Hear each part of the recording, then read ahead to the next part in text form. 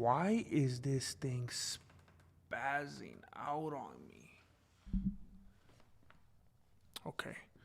Man, I feel like I'm not even used to being on this channel anymore. All right, I gotta go in here. It looks a little bit different on this side. Okay, I gotta keep that as manual, and then I gotta go over here, and then all of this looks correct. I'm gonna put some playlists. There we go. I'm gonna take some of these things off that don't make any sense to be here. Oh.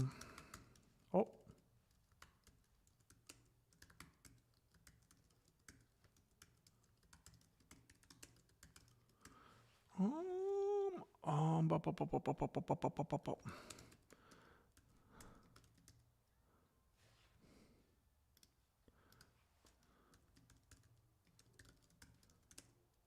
Oi. All right, I think that's gonna be good enough.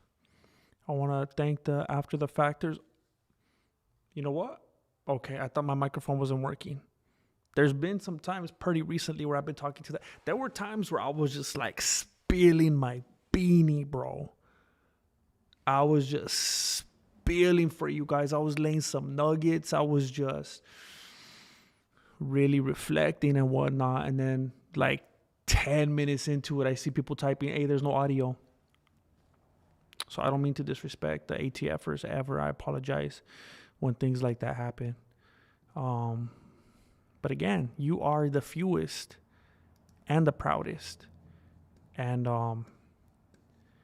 you're the ones that are going to let me be myself, you know, mistakes and all. And whenever I mess up here and there, you're going to be the ones that show me grace and mercy and forgiveness. So I appreciate that very much.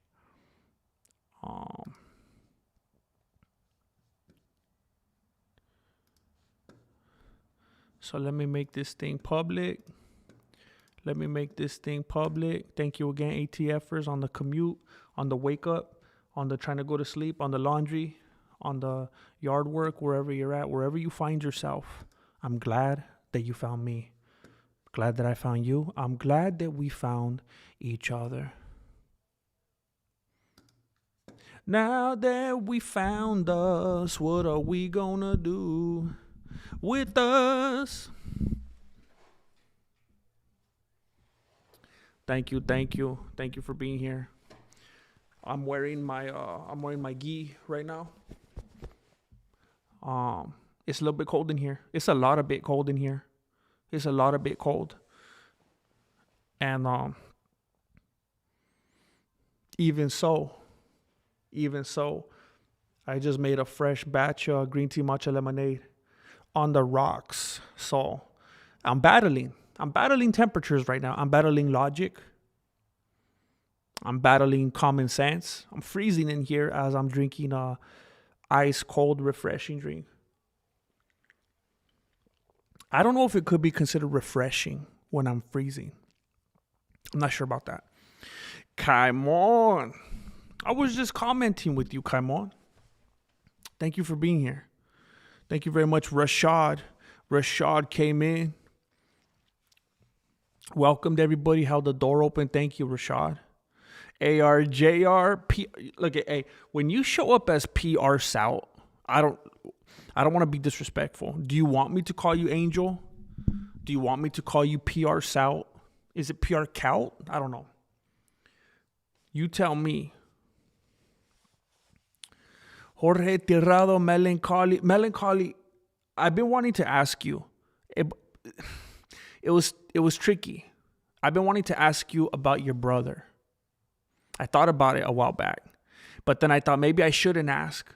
Maybe it's a sore subject. But then I thought maybe I should ask because he's the homie. And I'm curious. But I remember you said that you were kind of like, you had like an open dialogue that was kind of just open and it stayed open. So, you know, someone left the door open and started to get drafty and you were kind of waiting for a response. And I just don't know how that ever ended up going. What's up, Chrissy J? What's up, Panine? James Bishop, what's up? What's up, JB? 4A6S0C. You would think this individual, cause I got all my homies with me, was just affected by the recent YouTube name change. But I think, but that's been his name forever.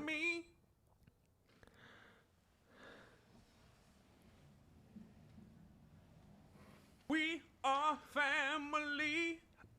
I don't even know how to act with 50. I don't even know how to respond. 50? Adam, did you just get a raise? I'm concerned for the people in the chat that are going to get sick with my soundtrack, that are going to get sick of it. This may be the first time. This is going to have to be the first time, and I apologize. This is going to have to be the first time where I'm not able to go through all of these individuals, because I will put everyone to sleep in the chat, and I don't want to disrespect you or your time. And because of YouTube's recent username change, it would be virtually impossible for me to try to read some of these ridiculous. Look at SSD13-C9P. Chale. Sounds like a prisoner. Sounds like we got inmates in the chat. Hey. We are family. Cause I got all my homies with I don't even know what to say, bro. Adam. I just want to say thank you, Adam. It's very, very, very interesting that you decided to show such generosity this evening. You guys all know, my situation. I had to leave my house and all that. Couple months ago, and I was just having a little bit of an unfortunate conversation with Marilena about finances and whatnot. Very, very uncomfortable. It was not fun. And it made me feel very anxious, very nervous, very discouraged. Thinking about my next move. So 50. We are family. Am I doing the math right? 'Cause I got all my homies with me. Bro, did you really give as much as I think you? Like, I'm not the best at math. I'm not the best at math. Did you really give as much?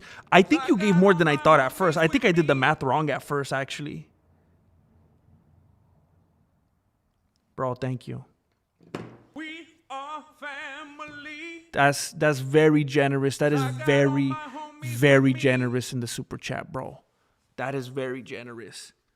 I'm a little bit afraid to say it out loud because I'm terrible at math.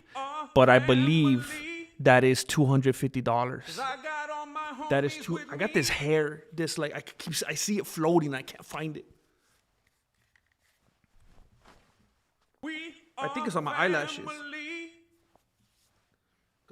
I'm not crying. I'll wrap it up. I just want to say, bro, thank you.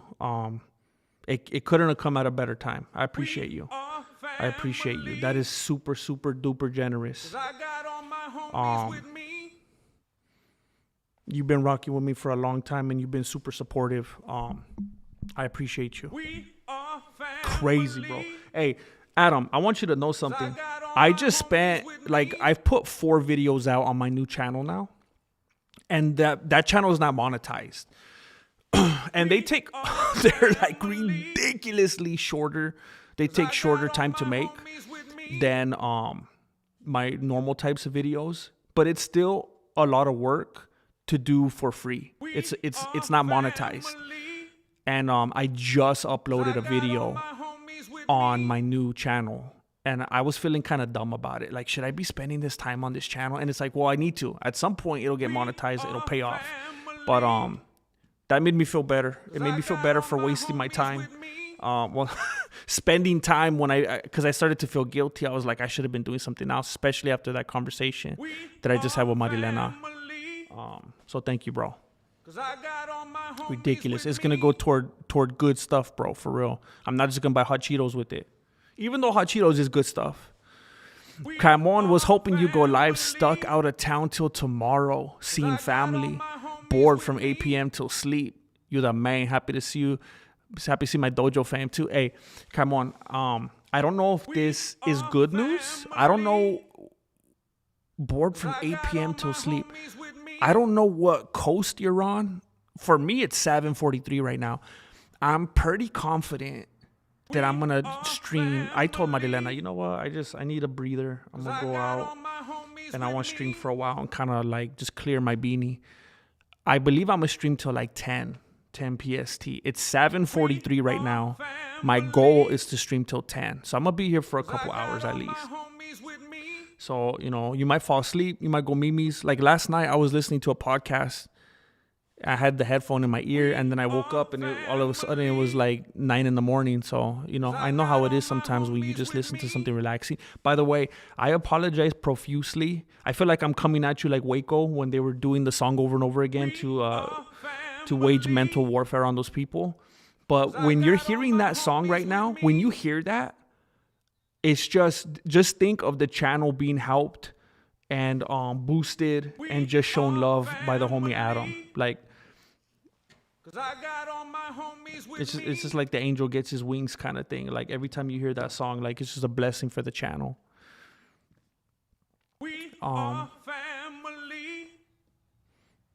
Ridiculous, bro. Ridiculous. ARJR, Never Sick. It's our anthem. Let's go. Hey, for real, like I could never get sick of it. And I know it sounds kind of weird to say it. It's a little Kanye to say it because it's me, because I recorded it.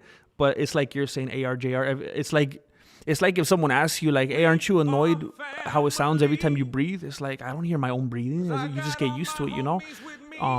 I feel like it's a beautiful sound in this community. It means good things. It means fruitfulness. It means we're going in the right direction. Adeptus Santos, 200 big ones for you, big man. Love you. Naiha. Thank you, Adeptus, for throwing down 200 big old panties. 200 big old panties. I was playing Loteria the other night for Thanksgiving. And we were having a conversation. Like, a lot of people want to hold on to their pennies. It's precious now. It's like gold or whatever. Because they're not producing them anymore. They're not making anymore. I don't think they are. By the way, my MMA hoodie finally showed up. Dang. Hey, I need to get myself a new one pretty soon. Mine is just... Look at... Mine's in the championship rounds right there. It's hard to read. Like, if you didn't know what it was, if you didn't know what channel you were on, it might be hard to read the whole thing.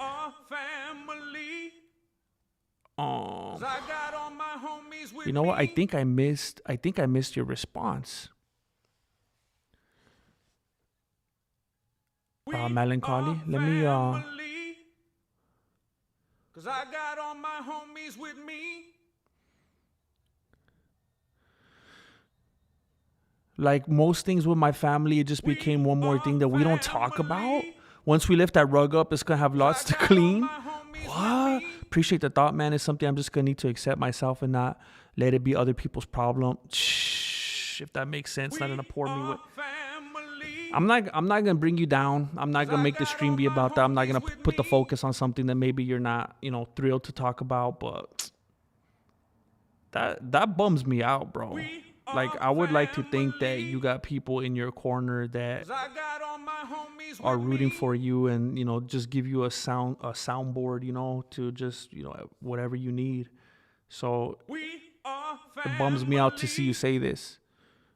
I got all my homies with me.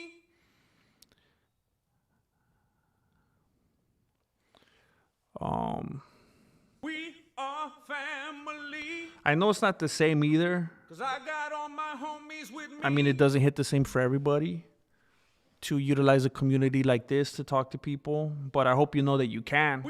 You know, every once in a while we're gonna get some knuckleheads in here, but I mean, I hope you know for the most part. I hope you know for the most part that people here got much love for you, bro. Hey, Adam, you're not lying, bro. You're not lying. Christmas came early, all the way around. Thank you, man. Thank you. I got all my homies with me. Disco Golf Hutch. Apparently there was some change recently with YouTube, and they just destroyed everybody's usernames, and they're trying to go toward something. I don't know. They might be trying to make their own social media app or something, and they're just trying to make everything all easily integrated. It's weird. It's weird now. We are family. 'Cause I got all my homies with me. You got that Venmo or Cash App? Oh, heck yeah, I got Cash App.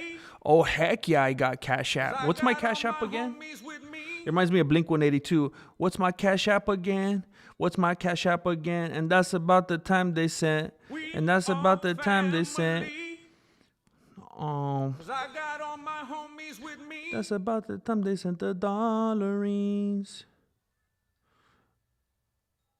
What's my Cash App? I don't know how it works. Sometimes people tell me you got to put the sign. Sometimes people say you don't put the sign. But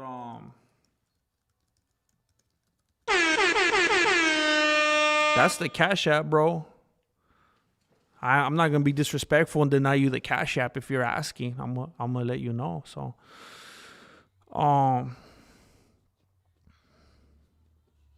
that's beautiful, bro. Okay, cool. You got your lady. That's everything, bro. I'm glad to hear that.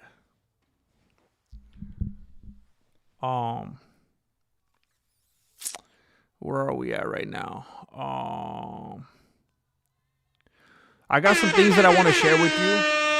I have some things that I definitely want to get off my beanie tonight. I think there is some ugliness. There is some dangerous, ugly shenanigans going on in the UFC right now in regard to Arman Tsarukyan.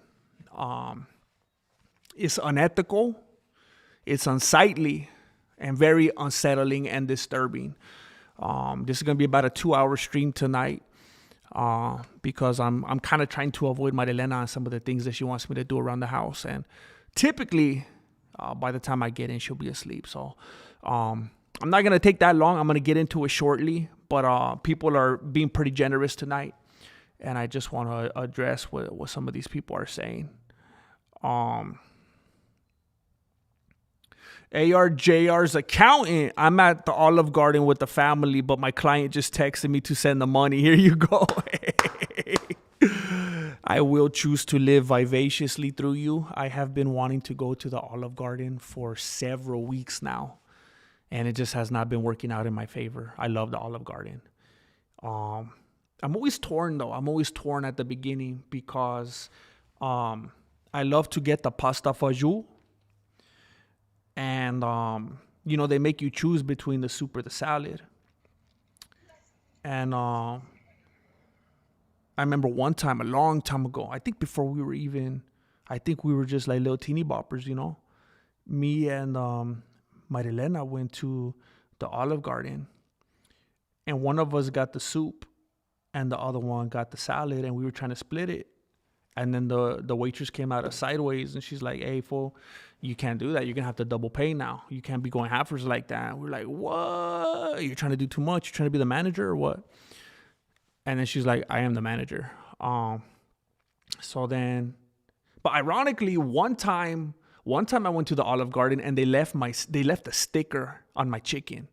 I always get the stuffed chicken marsala. Oh, bro, don't even remind me. It was a whole debacle during the coronavirus and all that. They took it away, and I was pleading with them and I was beefing with them on Twitter to bring it back, and they finally brought it back. I'd like to think that I had something to do with that. And I get the stuffed chicken marsala. And one time, once I go somewhere and I like something, I don't switch it up. I've been getting the same one meal from the Cheesecake Factory for like 18 years. Same thing from the Olive Garden. Same thing for anywhere that I go. I find the thing I like and I stick with it. And I get the stuffed chicken marsala. And one time I cut into my chicken. I picked it up. I looked at it. And there was a sticker. There was a sticker on the chicken that had the date. You know how like they prep it and they put the stickers for the date so they know when they have to make it by. They left a sticker on there, and I remember they gave me my meal for free that day.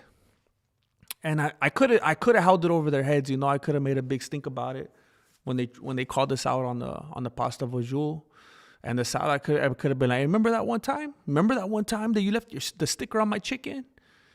But I didn't want to, you know, I don't want to get my face posted up on the restaurant or anything like that. At the time, they only had one in town. Now they have two.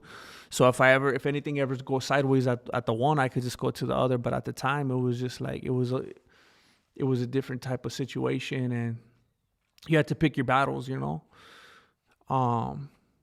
But I remember it's always the soup or the salad for me is tricky because I don't like salad. I actually kind of make fun of people that have salad sometimes.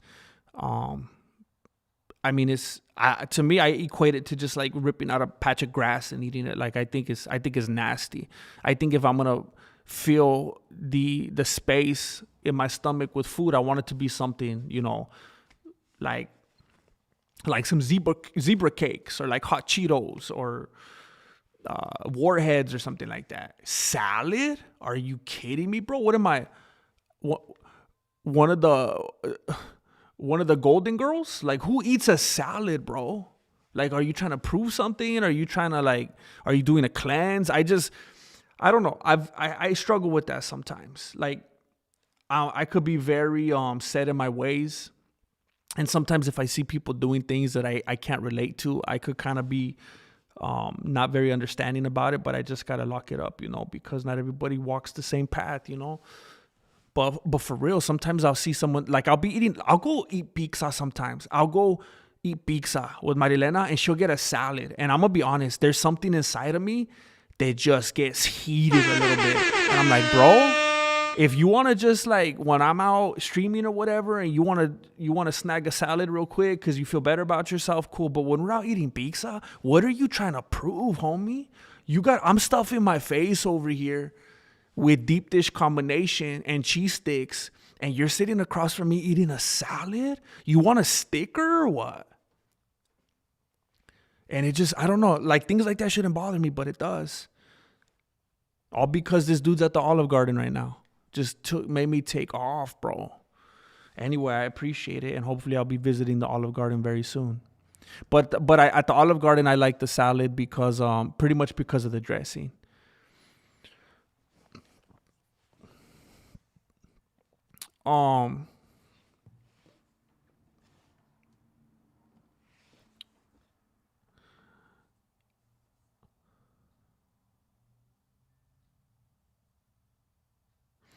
This is going to be a wild thing to throw out there, but for the first time ever this week, I heard of a conspiracy theory that there was an assassination attempt on McGregor's life during the night of Khabib versus McGregor. Oh, there was. Oh, you barely heard that, bro? You barely heard that? That's crazy. Yeah, Khabib was about to assassinate him. Khabib was about to assassinate him right there in the cage. That's why he didn't want to let go. He was holding on Royce Gracie style.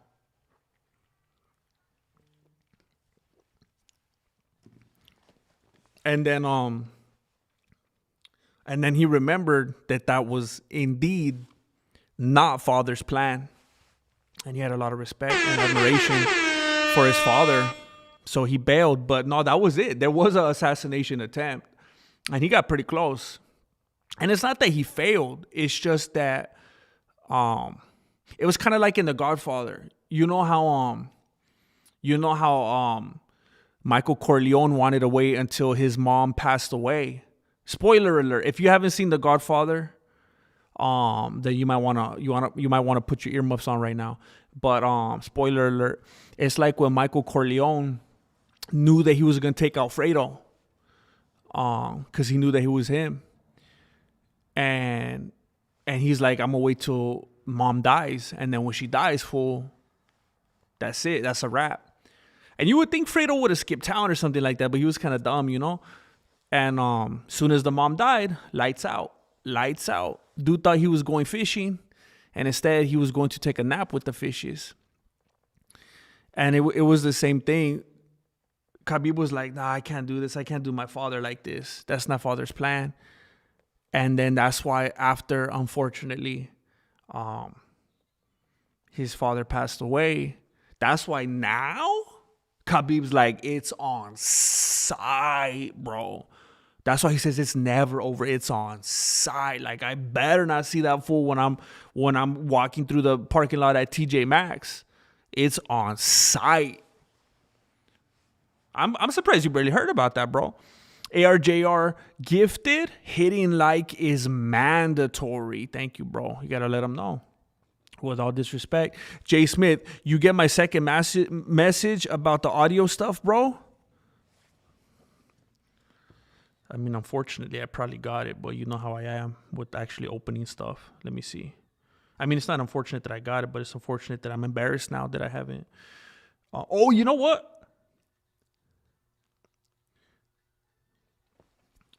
Hoser, the family. Hoser, the organization. Oh, snap.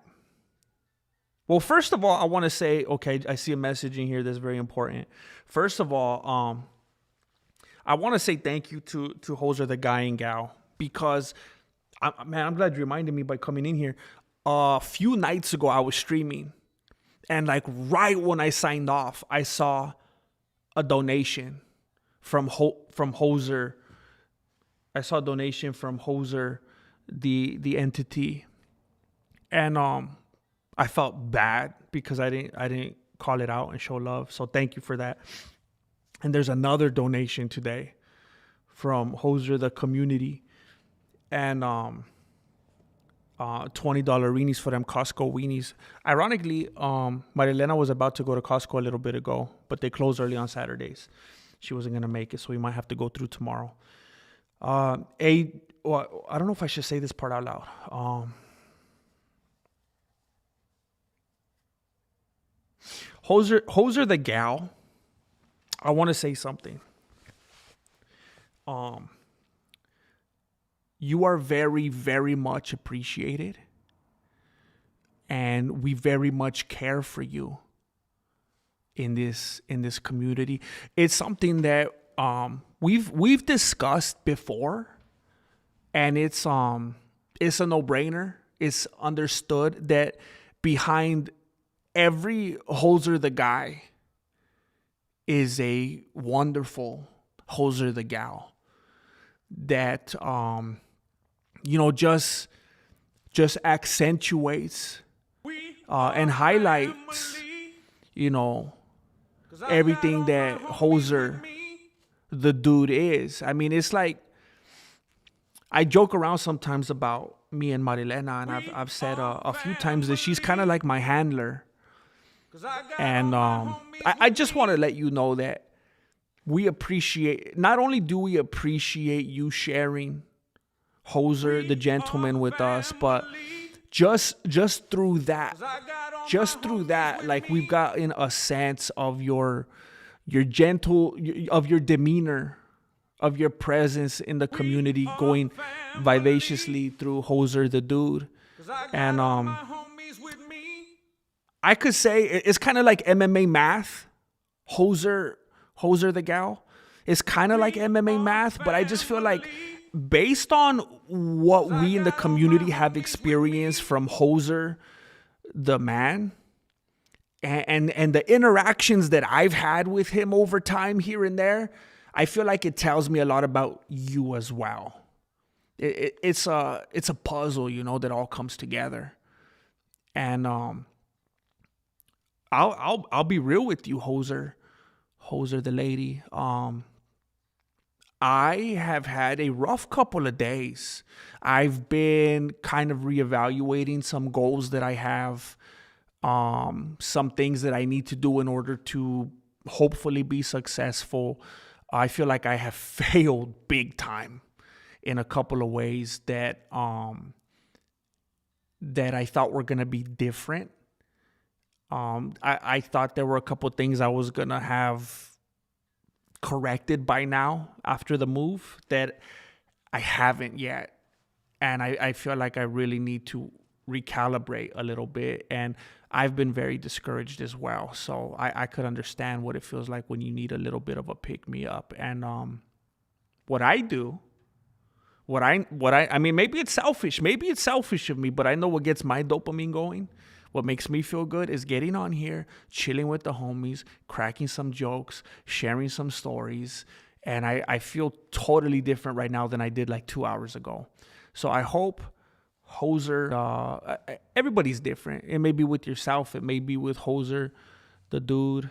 And just find something that gets the dopamine going, you know. Watch something, laugh about something, go out, do something, buy something, go buy a cheesecake and eat it. You and Hoser, you can make Hoser the dude watch, you know, how to lose a guy in 10 days with you. Just eat a whole cheesecake or something like that. That's what I do when I'm sad. I don't know. I'm projecting, but we appreciate you, and I hope that you feel better and better and better.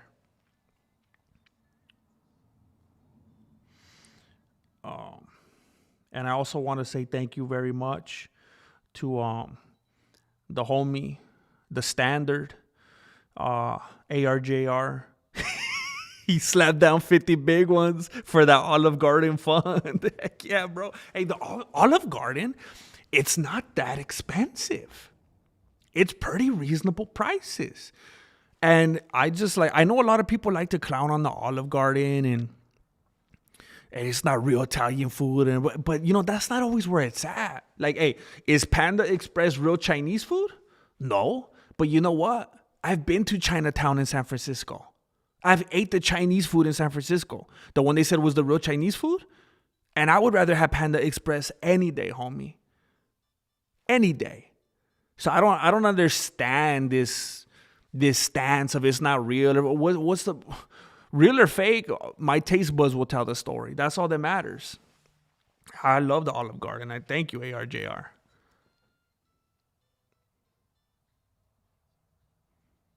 Look at this, man. Look at this. People are being generous tonight. I feel like I'm back at the old pad. Don't be so hard on yourself. You're great. Oh, I don't know if I don't want to expose. I'll just say your first name because I don't know. Wait, is this Chrissy J? Christina, I want to say thank you very much. Thank you. Christina just slapped down 40 big ones. 40 big ones in the PayPal. Thank you. You know what? I am often too hard on myself. You know, I used to say that nobody could possibly be harder on myself than me. I'm my worst critic. But Marilena goes pretty hard, bro. She comes after me. So, you know, she's at least a close second. But yeah, I think, yeah. I could be pretty hard on myself. But thank you, Christina. Thank you. Thank you for reminding me of that because sometimes I get sick in the beanie, you know, and I think that's sometimes I fool myself into thinking that that's good for me, that I need to push myself, that's how I motivate myself, and that I need to, you know, just tell myself all those crazy. I talk to myself like if I was that dude from Full Metal Jacket, you know, like the drill instructor. Oh snap! I got distracted. Jay Smith, I was looking for an email from you. Oh, here we go.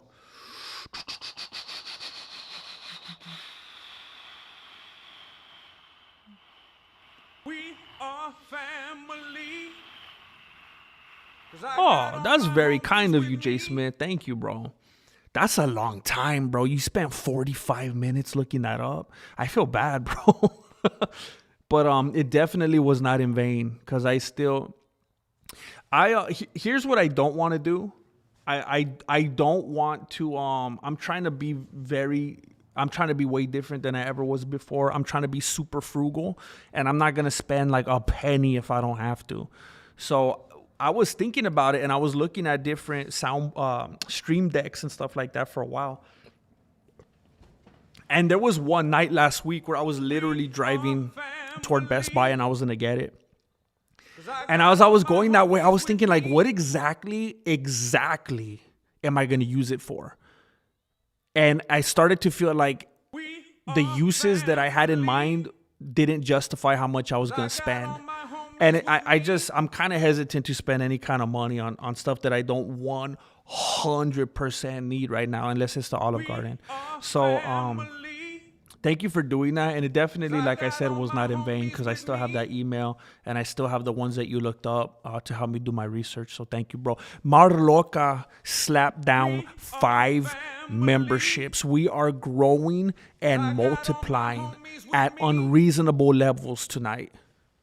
Thank you, Marloca. Thank you for blessing these unwitting individuals. Thank you.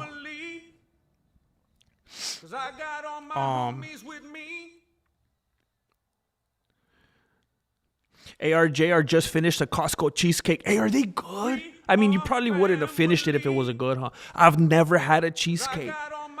I've never had a cheesecake from Costco. You know what? I gotta be honest. I don't like to give her a lot of compliments because I don't want her to get a big head, you know? Marilena makes a cheesecake like I would pay for it. It's pay worthy. It's little nice. So I gotta tell you, bro, I got a high bar for cheesecake, bro. Like, I mean, it's impressive, bro. So I gotta try the Costco one.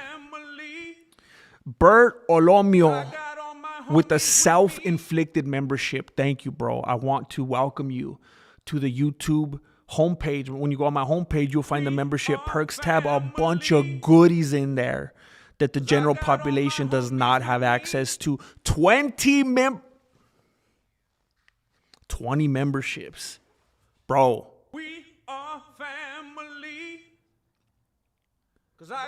20 memberships from ARJR. I cannot remember the last time the community has grown like this. I haven't even started talking about my main topic yet. I'm going to talk about it in about 5 minutes. I'm going to talk about it in about 5 minutes because I know we got some East Coasters in here and I know some people got to get up early for church.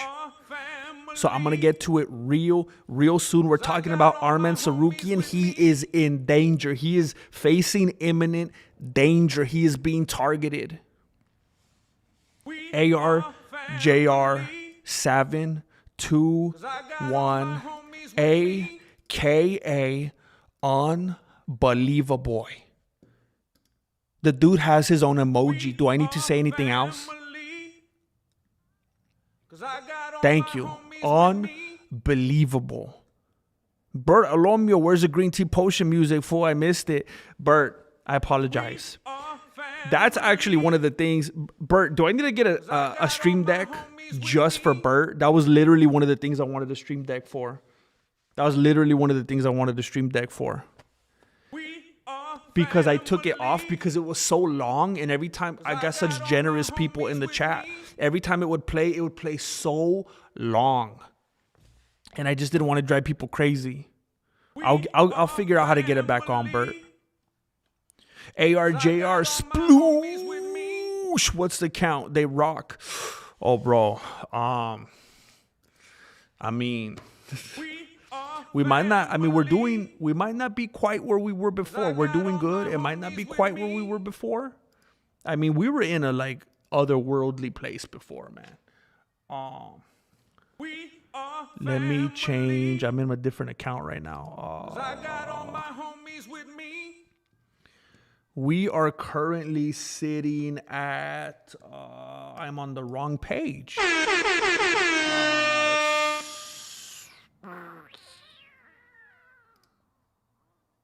I forgot how to look at this. Oh, memberships. Oh, snap. Oh, snap. Oh, snap. Adam, you done it. We are at 635. I cannot remember the last time we were this healthy on this side of 500. That is crazy. That is crazy. Oh, snap.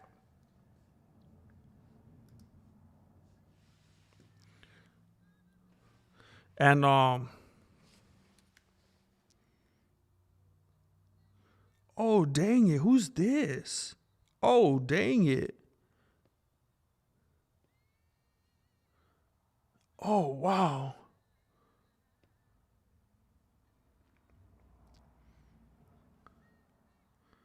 Oh dang it.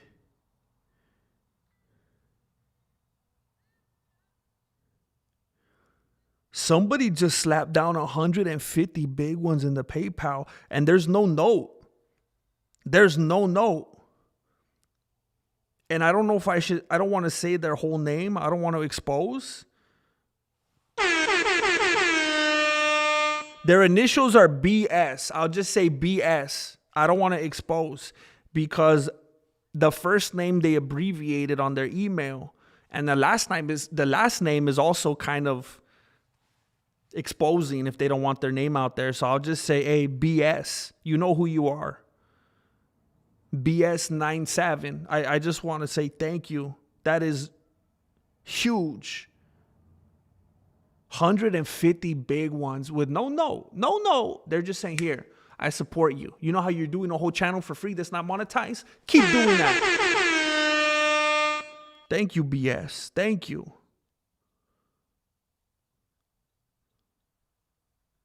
I'm going to be honest, BS. I don't even recognize this name. Are you newer in the community or you're just like lurking in the shadows sometimes? That's very generous. Thank you. I hope you stop by and chat sometimes. Thank you. Thank you. Wow. Thank you very much for supporting what I do.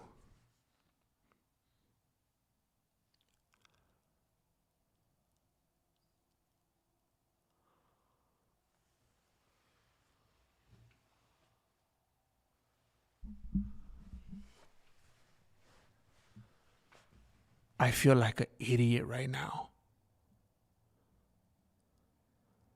4A6S0C? Your what's up, Drew? I never put that together. I didn't know that was you.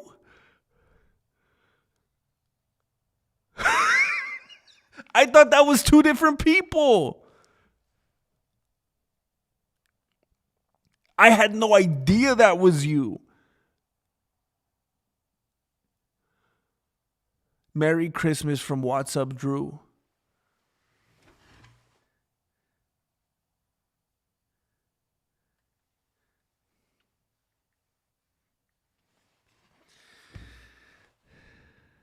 I feel look, what's up, Drew? I'm super happy right now and thankful, but I'm also kind of sad.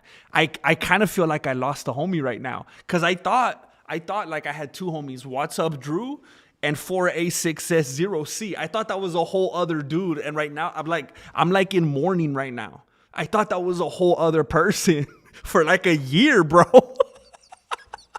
I didn't know that was you. That would be like if after all this time, Angel Padilla was like, hey, my other username is ARJR. I'm the same person. I was like, what? I thought that was two whole different people. Oh my gosh. Bro, thank you. Thank you. You know what was always really dumb? Like I had a couple jobs where they would give you a bonus like Christmas Day or like the day after. It's like, bro, I gotta get a couple gifts, bro. Like I can't wait till the day of. Everything's gonna be closed. So yeah, Merry Christmas like this is the timing is beautiful, bro. The timing is wonderful. I appreciate it. I'm not even gonna pretend. I'm still a little bit sad because I feel like I'm down one homie. But I appreciate you. Gee whiz, bro. Thank you.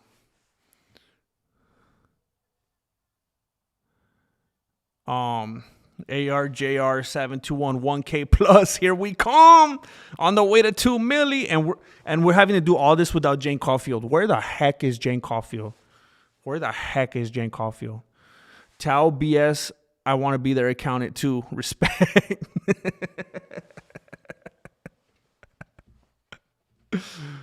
I gotta find out who they are first. We are Legion.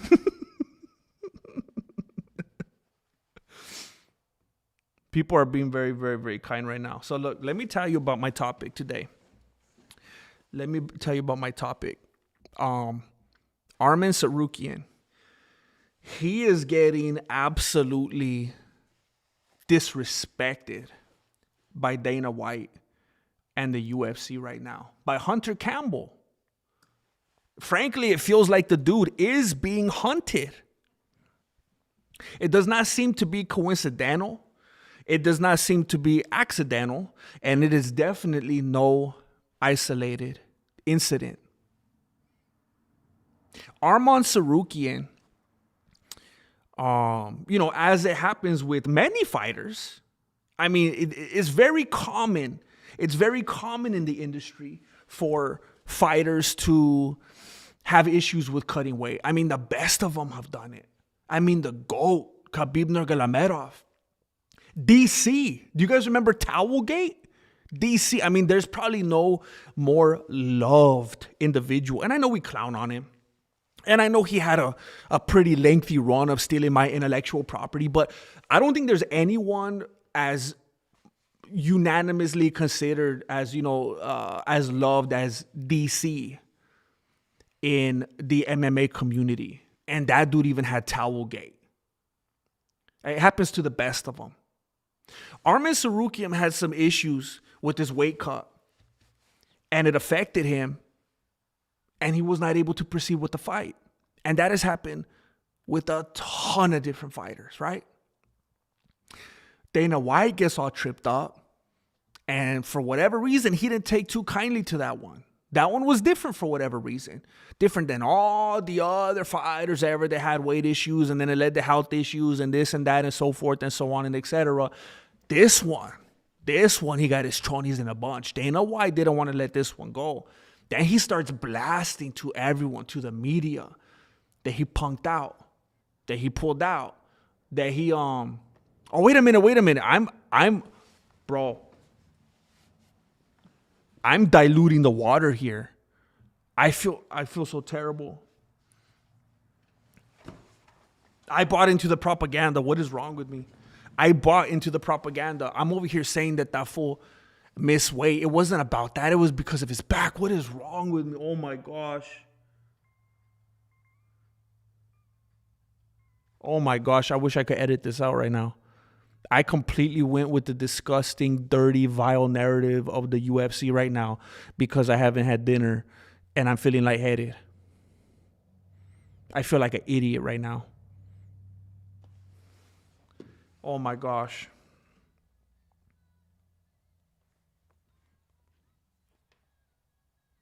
Oh, what the heck?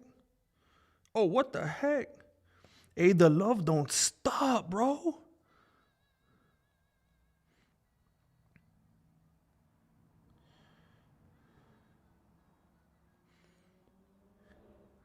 Hey, Hoser the relationship said, Hoser the household sending more love. Chanclas up. Bro, thank you. Another 40 big ones just like that. Thank you. Thank you.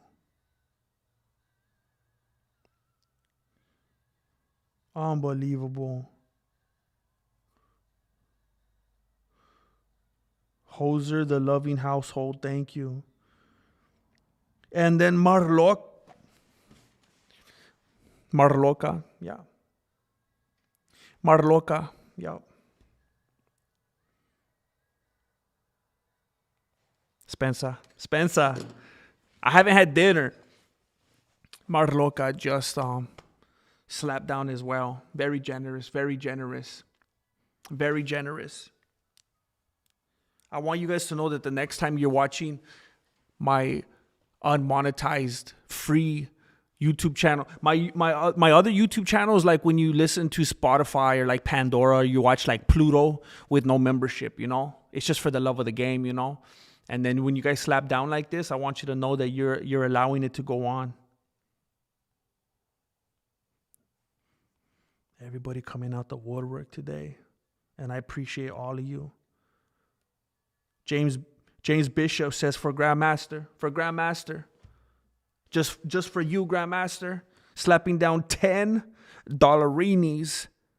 for them Costco weenies. James Bishop heard me say that I'm making a Costco trip tomorrow. He already knows that I got a plan for Sunday afternoon. Thank you, James. Can I call you James? Thank you, bro. Now, look, let me start over. I feel like an idiot. Arman Tsarukyan had back issues. Dana White was trying to make him look bad and saying that it was about something else. And now he's forever using that. He's forever riding with that narrative to burn Arman Tsarukyan out of any good things in his future. Ilia Tapuera was on this kind of trajectory where he was getting all these dudes past their prime so he could go boom, boom, boom and look like he had this kind of resume. You know how they teed up Paige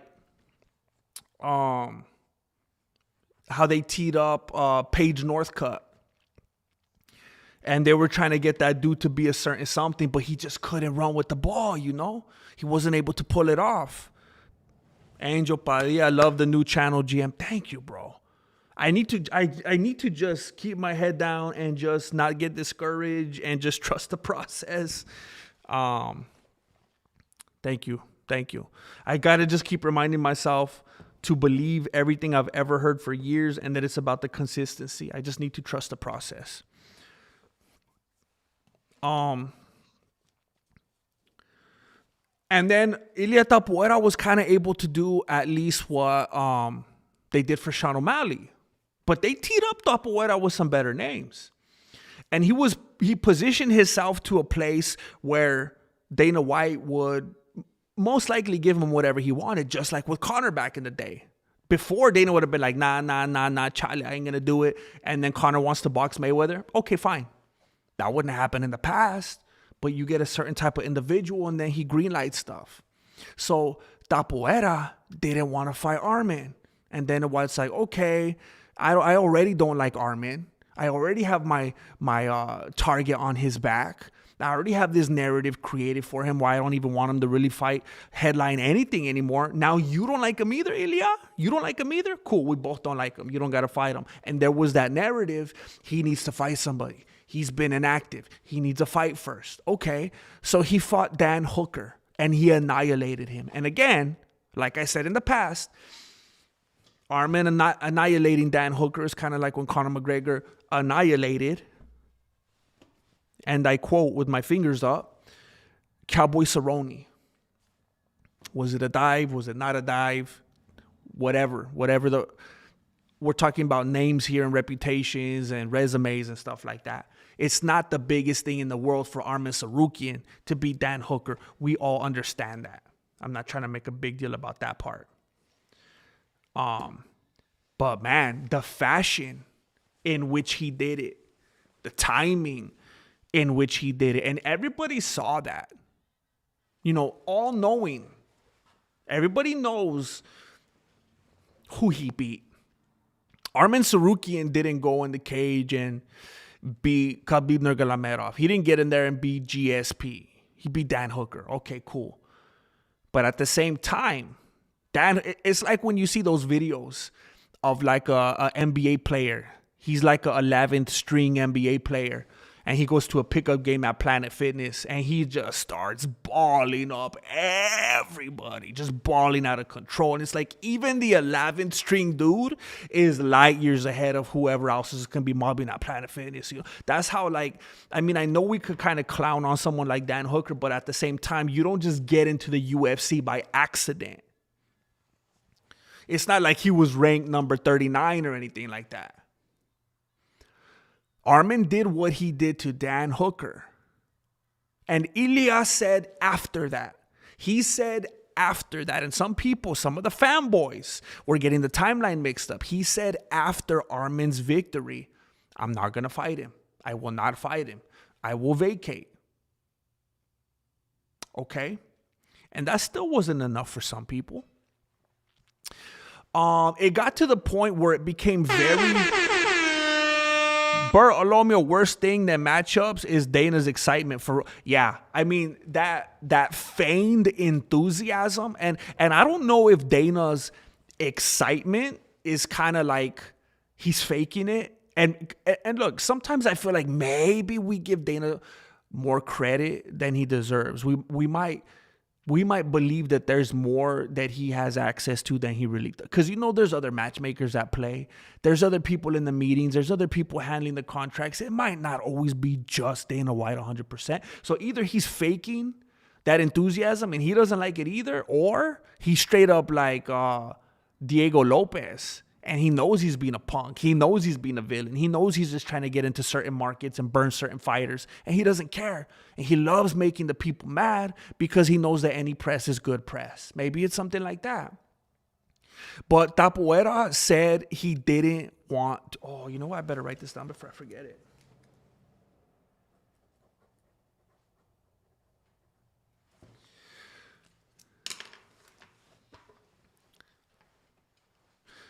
So a lot of people, and I was going back and forth in the comments with some Ilya fans, and they were saying Arman needs to fight, he's been inactive. Of course, it makes sense what Ilya's saying.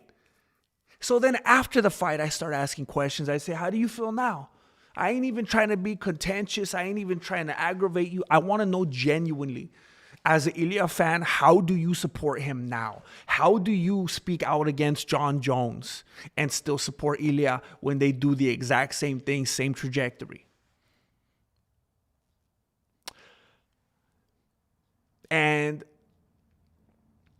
it got to the point where whoever's decision it was, Ilya now officially, well... Has he actually used the terminology vacate? Has he used the terminology vacated? I will ask you, I'll defer to you guys, because that, I'm going to be honest, I'm not going to assume anything.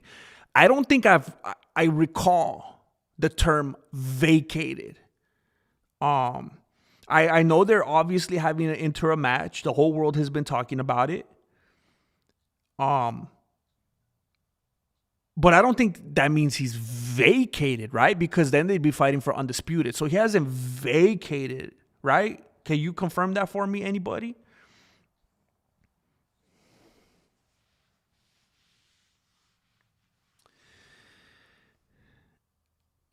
AR JR 721 just donated $350 to the PayPal. And he says, accountant gave the go-ahead.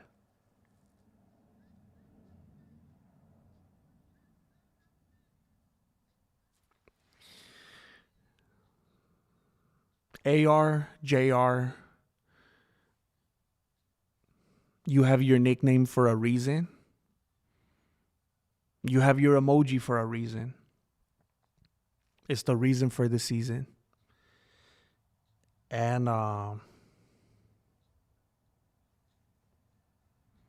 bro, if only you knew how crucial these things are at the moment. You're lifesavers. Thank you, ARJR. You are, ARJR, you are for this community, you are for me what I aspire to be for. Like, I've talked with you guys about it. How if and when I ever get to the point that I would like to be at in life and with the channel, how I'd like to pay it forward, how I would like to start doing giveaways, how I would like to bless people, how I would like, you're at a place in your life where, like, I don't know if you fed into something when you were younger or what, and now you're that blessed or how it happened, but like, what a blessing you are to me, bro. That's crazy, crazy money right there.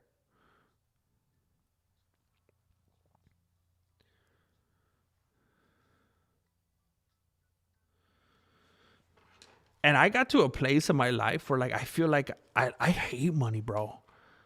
I hate like the way that I hate what it does to people, how it traps us and stuff. And I spent a lot of my younger years falling into that hole. And now the way I look at these blessings of these kinds of things is like I use it to just get out of debt, bro. Just to have more breathing room, to have more of a life, to have more freedom. That's what it is. You don't slap down $350 in the PayPal and I'm gonna go get those new velvet Jordans. You know, that's not how it works. That's me paying off the Capital One. You know what I'm saying? That's me having my life back. Thank you, bro.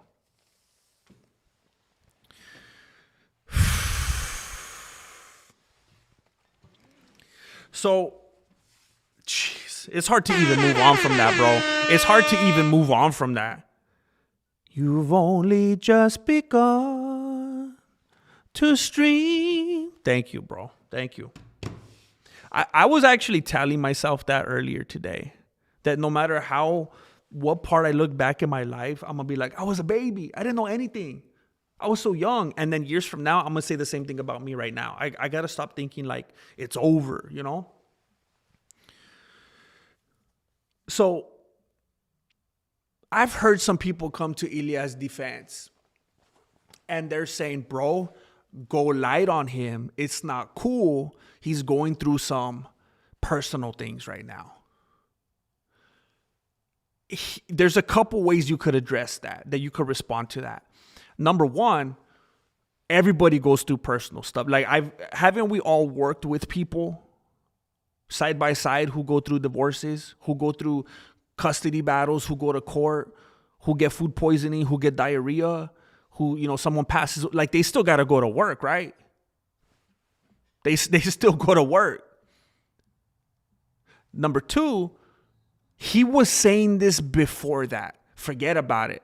Like, don't get emotionally pulled into it. He was saying, I will not fight Arman. I will vacate long before the Miami Heat left him. Long before she switched it up on him. Long before that. So this isn't a new development. We can't say, let's give him a break for ducking Arman because of his lady problems. He was ducking him before that. Now, one might come to the conclusion.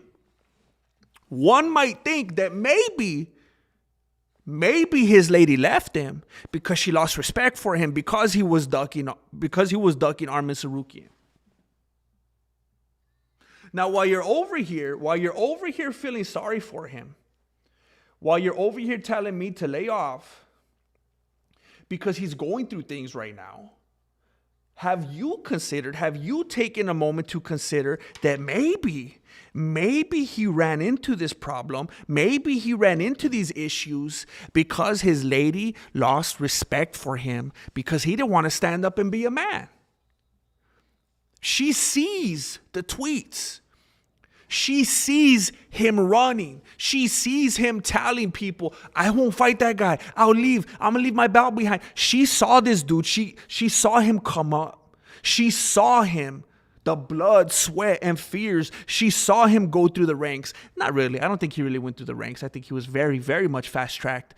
But she saw him come up and win that title just to say, I'm going to chuck it to the curb. Now, you know a lady's not going to like that. She's going to like that security. She's going to like knowing that she's protected, that she's set. She wants her kids to have that generational wealth. And then she's like, wait a minute. You're just going to chuck it away? You're going to give it all away? That's not what I signed up for. So I think people need to cut it out with that coming to his defense when he was already full steam ducking. So then, and again, I thought about this the other day. You already know that Ilya and Dana got each other in each other's pockets, John Jones and Katie Roth style. I would not be surprised if Ilya told Dana White something along the lines of, and I'm just making this up as I go.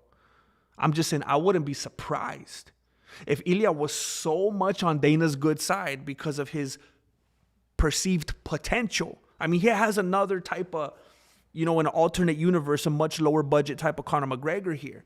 He's going to do what he can to preserve this, I wouldn't be surprised if Ilya told him something along the lines of, hey, I'm dealing with A, B, and C.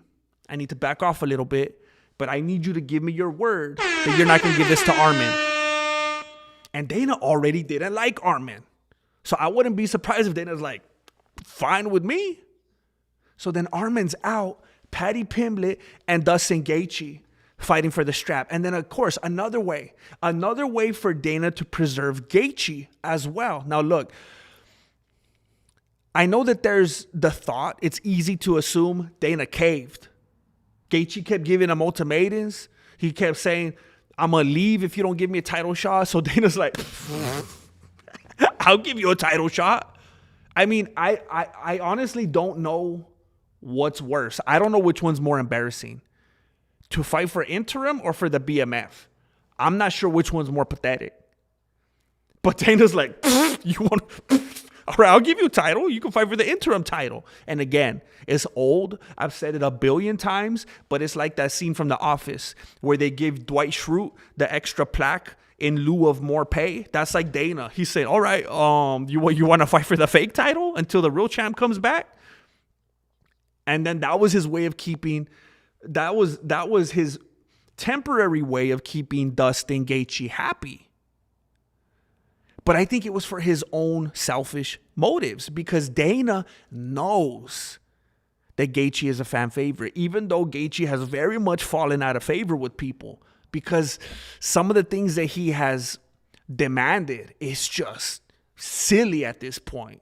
And people are starting to lose respect for him, but they're still going to tune in. It's just like nobody likes Michael Chandler. Everybody thinks he's goofy, but they're going to watch that fight because it's going to be action-packed. Same thing with Tony Ferguson. And that's what Gaethje is now. People will tune in. So Dana is like, I'm going to kill two Gaethjes with one fight. He's going to make him have his title shot, and then he'll be happy, stick around, and then he gets to keep his fan favorite. It's a gray area. ARJR, I know you'll be a good steward. That's why I do it. My hard work isn't always for me. I help fund the welfare team.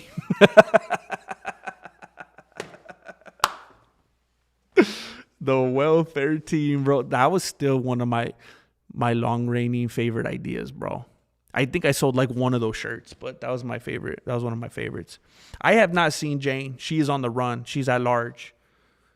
Thank you, ARJR. Thank you. I will be. I look forward to it because I know how it feels, and I know how it feels to need it. And it feels good. It feels good to bless somebody. Hoser, the guy, on behalf of the gal, she sends this to Marilena. I appreciate it very much. She's probably like, I know she goes through a lot. She deals with a lot. Thank you, Hoser, the household. Thank you very much. It's appreciated. That's beautiful. See, I told you were a good soul. I see that comment. I too, currently, now I don't know if I'm going to dig in and do some MMA long division. Just off the top of my beanie, I do, and I have no respect for Paddy. I think he's lost like 2 or 3 of his fights. All of his fights are just, they're so sloppy. Like if I'm a Paddy fan, I have a stomach ache during his fights. He gets pieced up. He's always in terrible positions.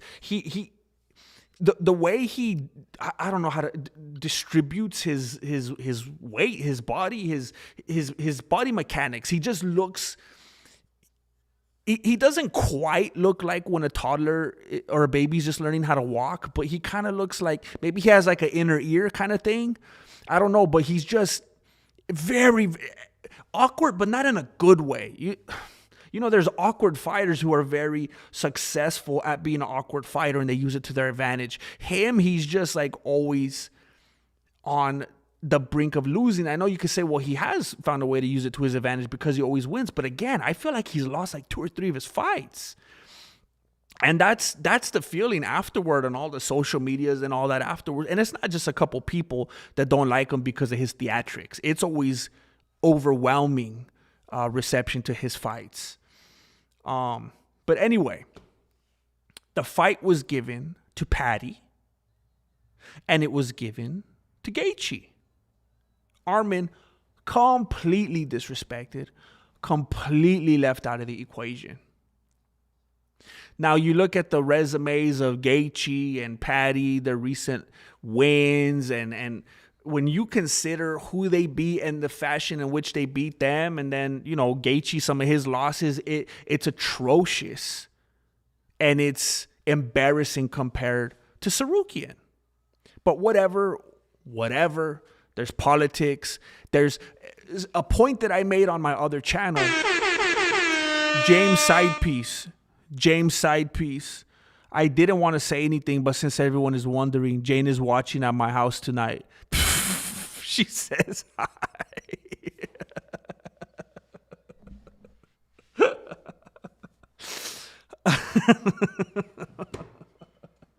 You know what? I'm not going to get into a conversation tonight about what I do and what I do not condone. I'm just happy Jane's watching. So I mentioned on my other channel today that there is a possibility that the fight that was made because it's going to be highlighted on Paramount and CBS. And there's going to be an influx of casuals that we haven't seen, the likes of which we haven't seen since the McGregor era. Since the McGregor era. Since circa Conor McGregor getting choked out by Nate Diaz. There's going to be an influx of casuals that a lot of you have never experienced. And the UFC wants to show them a slobber knocker. Now, what do you think would happen? I want you guys to be honest with yourselves. What do you think would happen if Dustin Gaethje and Arman Tsarukyan fought each other? Think about it for like 10 seconds. Dustin Gaethje and Arman Tsarukyan. How would that go?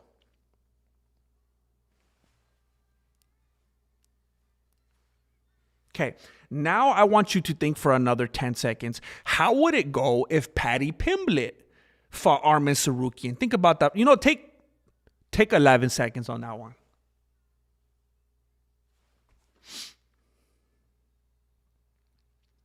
Okay, now I think you guys just came to a realization because it was never in question. How would a fight go between Gaethje and Tsarukyan?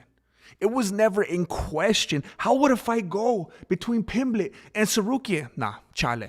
Now, I know there are people out there, and it's kind of surprising to me, but they exist. I know that there are people out there. Yeah, but how would it go with Ilya and Tsarukyan? Because of the hands, because of the one punch power or whatever. There we go. Now it starts to get interesting. But there's never been a doubt in anybody's mind how it would go if Tsarukyan fought Gaethje or Pimblett. The UFC does not want to put that foot forward on their debut with Paramount and CBS. They want it to be a slobber knocker. They want it to be a rock'em sock'em. They want the casuals to see people just teeing off on each other. Now think about it. How do people in the MMA community, people that pay $80 for pay-per-view, or people that are willing to get viruses on their computer, risking to go federal prison from Dana White, taking their time going all over Reddit looking for links and stuff like that, whether you pay the $80 or you go out on a limb trying to get it for free.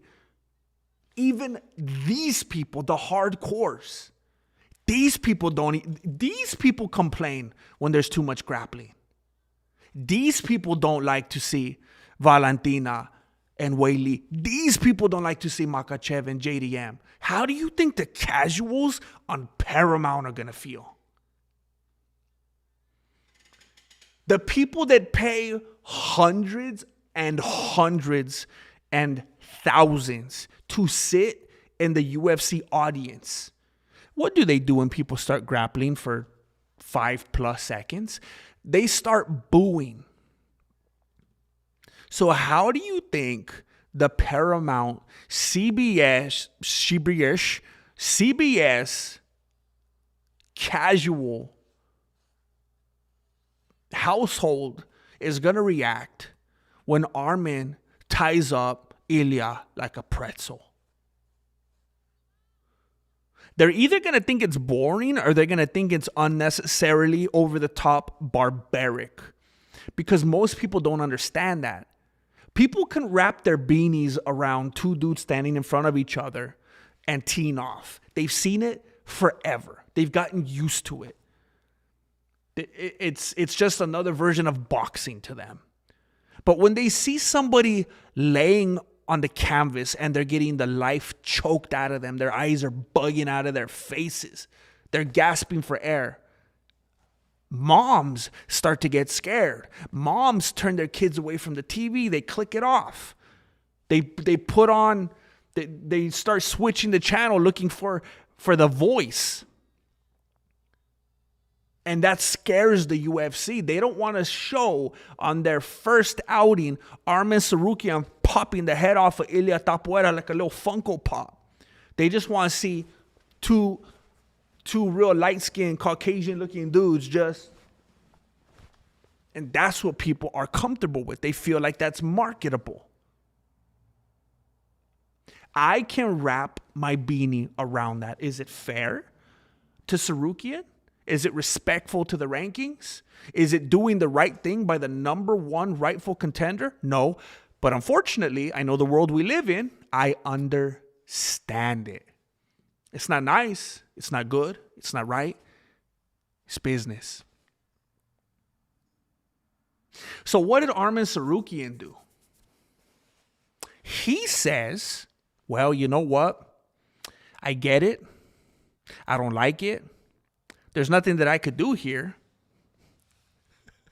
Lizzie Bean. I apologize.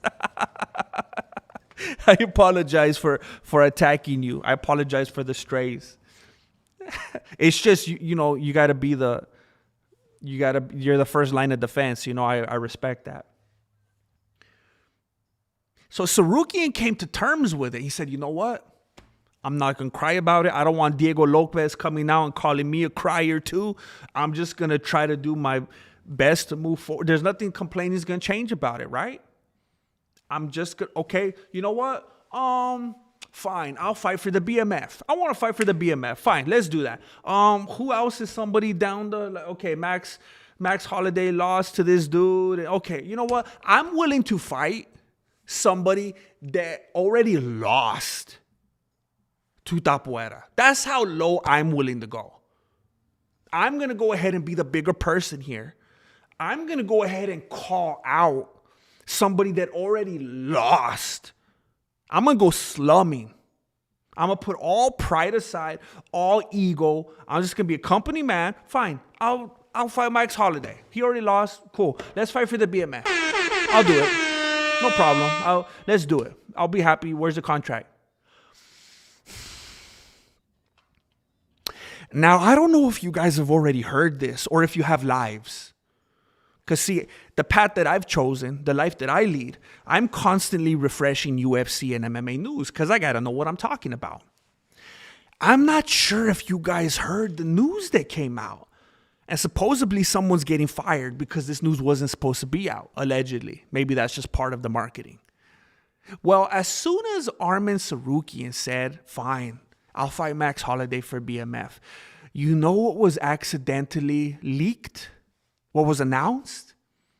That now the UFC is scheduling a fight for the BMF title between Max Holiday. Now the UFC is scheduling a fight for the BMF title between Max Holiday and Charles Oliveira.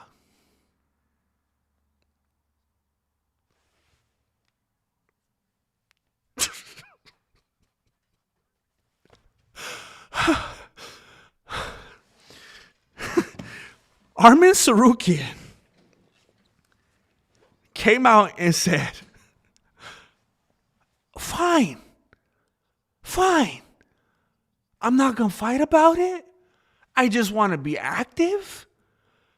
I'm a fighter. This is what I do. Give me Max. Give me a loser for a loser bout. I'll do it. I'll get on your good side. Fine. And they book Max and Oliveira. Two dudes that just got knocked out by Ilya.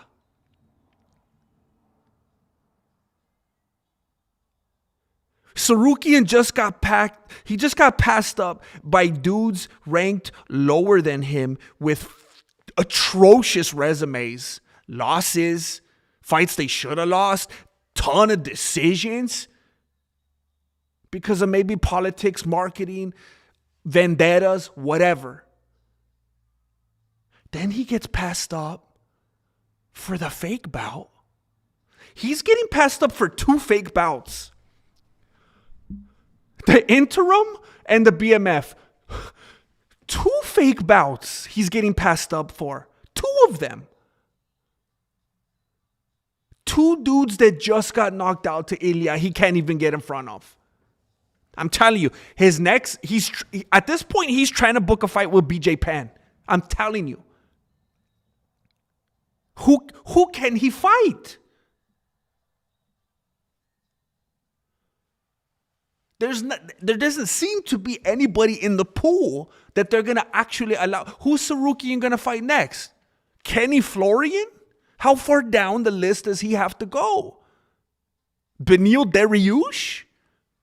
Is he even awake yet?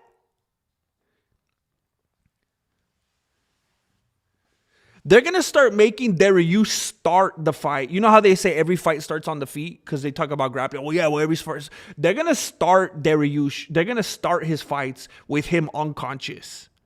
You know how, like, when you knock someone out, you knock them unconscious, and then you knock them back conscious again. And, you know, you knock them, put him to sleep, wake him up, depending on how many. They're going to starting his fights with him unconscious. That way he'll have a chance because he's going to get hit. He's going to get hit like real early on, but at least that first hit will wake him up. Then at least he has a shot. Because if he comes into the fight conscious, they crack him, he's out. But if they start it, maybe he's just kind of like leaning on Keith Peterson or something, and then bang, they give him the first one. Now he's like, it's kind of like they give him the smelling salts. Now he's ready to go. I don't know. Bert Olomio, people pay. The people say, pay-per-view medal. I burped into the mic. I apologize. I'm going senile. We talked about this last time. Bert, I think I understand what you're saying. I think you're saying the people are the ones that pay for it. They get to decide, like it's like the "Are you not entertained" type of thing, right? The people pay. They get to call the shots. That's what you're saying, right? And if that's the case, hey, I'm the one that's always asking for the freak show. I'm always the one saying that I want to see Jake Paul fight the Jonas Brothers. Like, that's the kind of stuff that I'm into. So I can't then be a hypocrite and act like I don't understand the people wanting to see the Rock'em Sock'em. I get it. I think that's what you're saying.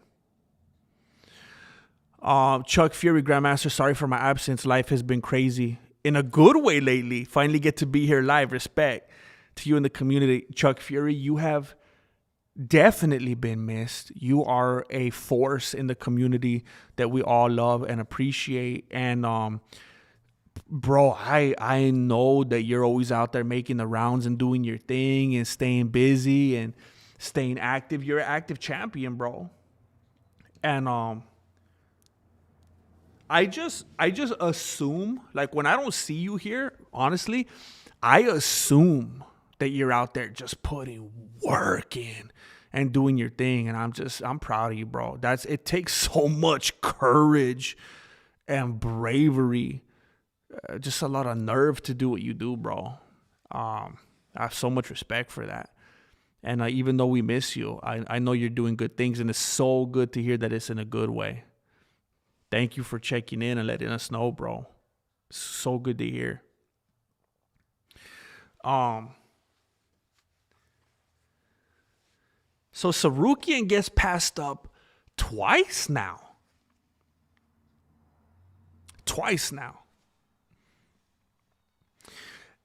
They're treating him as if he hasn't done what he's done. They're treating him as if he doesn't have the attributes, the talent, the skill. It's as if they're hoping and trying to erase him from lightweight history.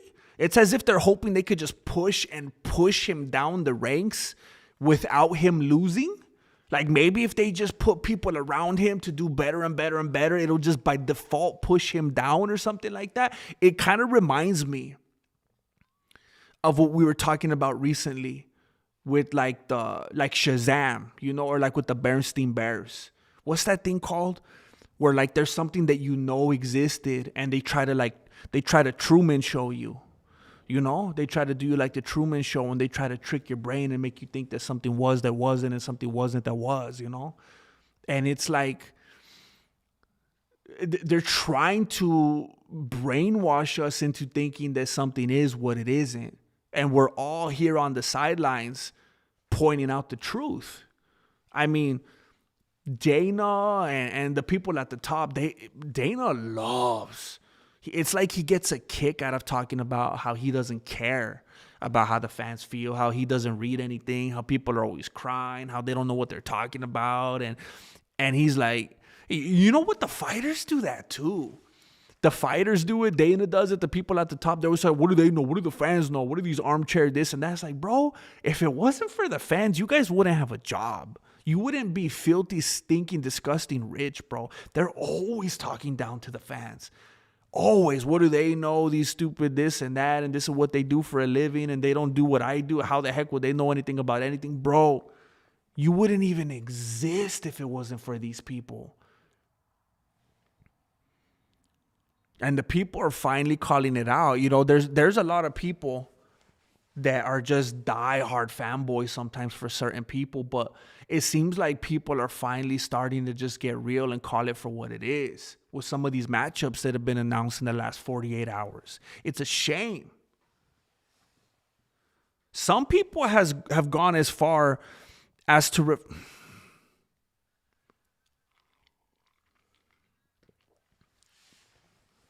I don't even know if I should mention that. I don't know if I should. I don't think it's worth it.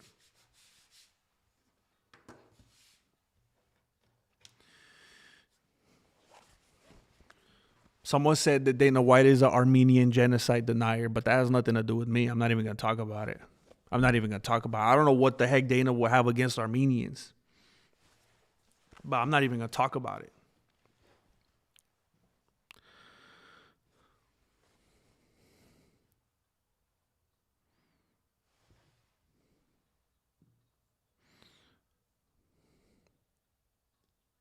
He's going to fight Reggie now.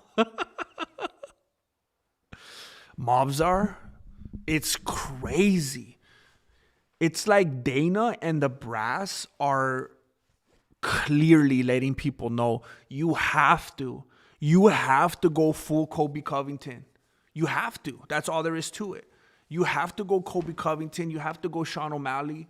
You have to go Henry Cejudo, or else you're done. You're done. There's no room for you.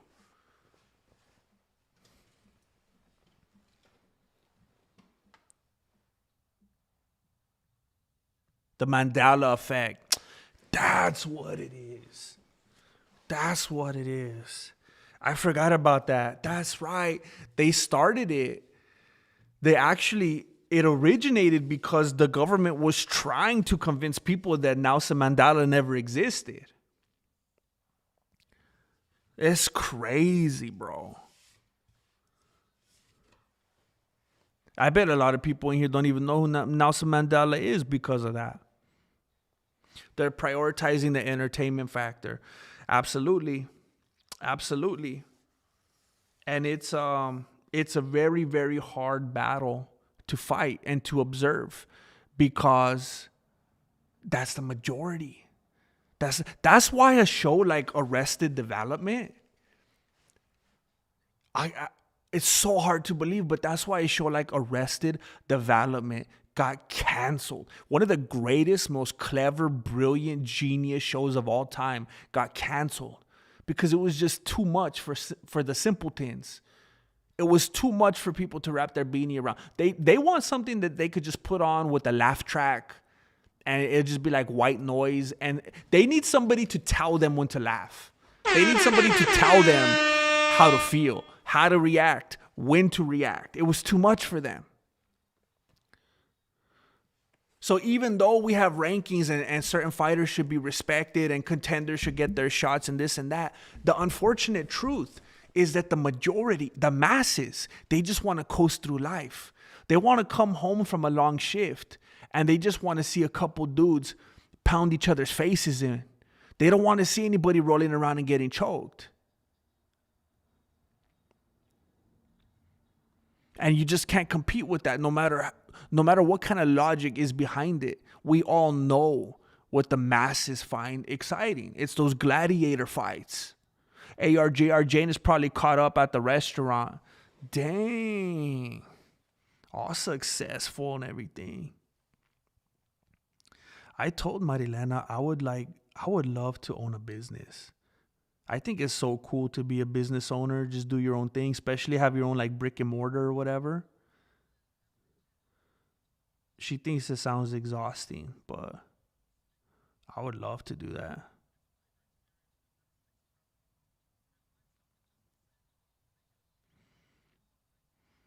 I want to thank the people that have followed my new channel. It feels really, really, really good to see the analytics growing. It's very motivating.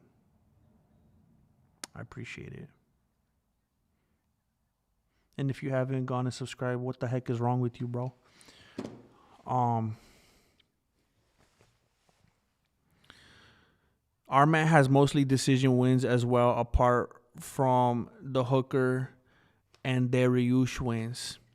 Arman is kind of like, Arman has had a little, oh shoot, what did I do? He's, let's actually take a look at that.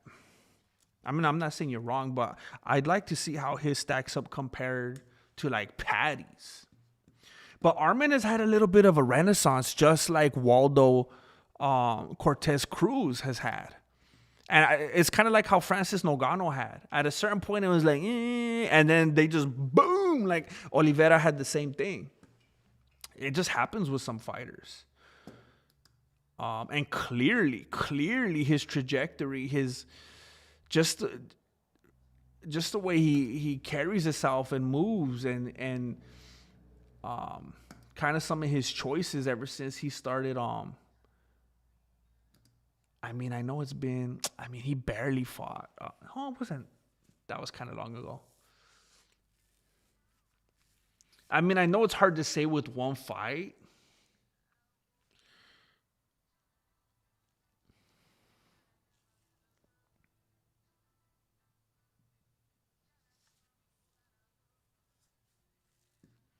Yeah, because there was a point where he had 3 decision wins in a row, Tsarukyan. And then he had some knockouts, decision, knockout. Now, I don't always think it's the strongest argument when people have to, like if you have 3 in a row, 4 in a row, 5 in a row, stuff like that starts to sound impressive. But when people say stuff like 2 out of his last 4 or 4 out of his last 7, it's like, okay, well, what's going on in between?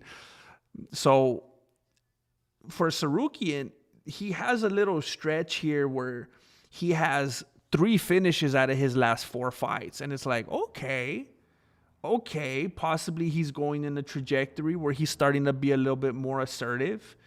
Charles Oliveira is definitely a harder fight, and it's reasonable and it's respectable for that to go to a decision. But I don't know. I know it's super easy for me to say because it just happened and because there's nothing else to compare it to as of yet. But I just feel like, I mean, there's no way. There's no way you can mob the way he is with Chamoyev and it not affect you. I think he's just going to be different now. Owning one's own business is the only way. I think that would be so cool, man. Theft and money laundering?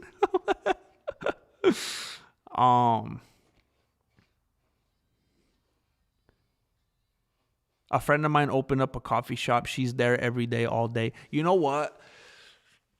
That might be one of the reasons why Marilena's like, child, because she already knows enough about my personality. I'm the kind of person that I would be there like all day, every day. Like even this, being in here, writing, editing, shooting. Sometimes Marilena's like, hey, bro, do you still live here?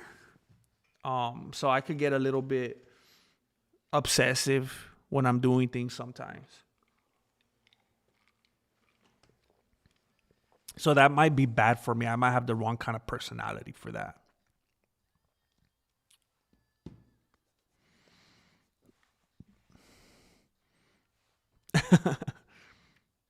Oh, Sinead O'Connor.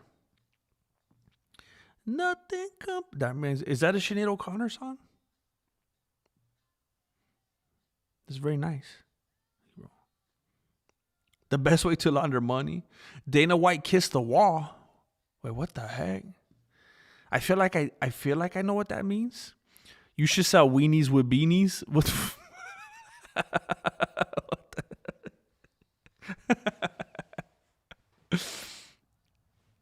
I told Marilena that I wanted to start a place that sells corn. I was like, you know how we're always looking for the corn dude?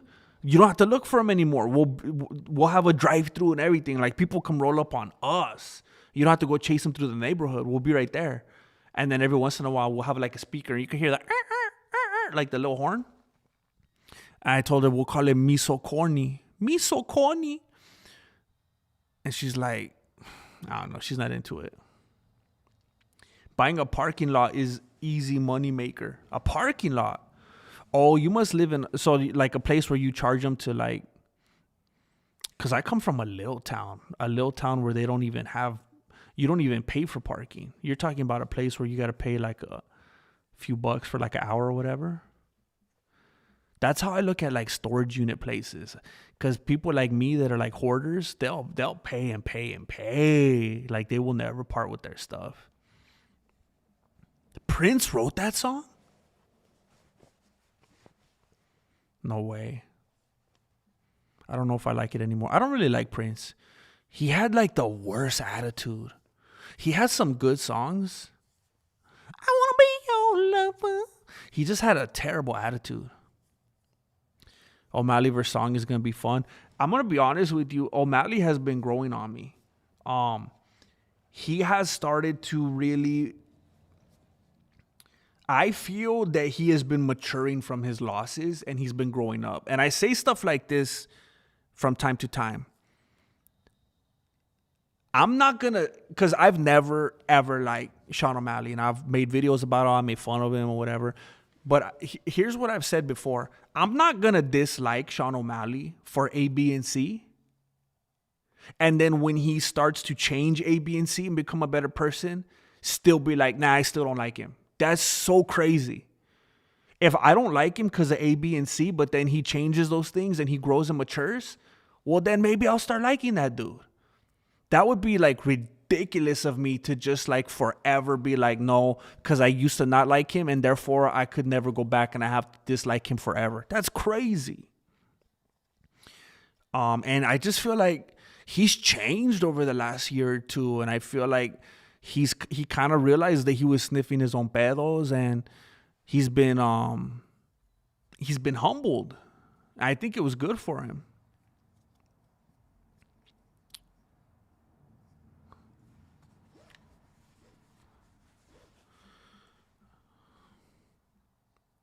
Oh, LA? Oh, there you go, bro. You just rake it in. Rake it in, bro. Elotes. Elotes. Send me a piece of that elote. On the wall of David. Did he do that? Is someone saying that he's doing that because they're making like some kind of inference, or did he actually go kiss the wall? Long Beach. Dang, you could definitely charge for parking. Dang, you could charge for people on the beach. Like, hey, you're taking up a part of my beach. I bet you could fool people at Long Beach into paying for being on the beach. Like, you're going to get a bunch of tourists there. Be like, hey, you didn't know? You never been to Long Beach? Yeah, fool, you got to pay $12 when you're in this area right here.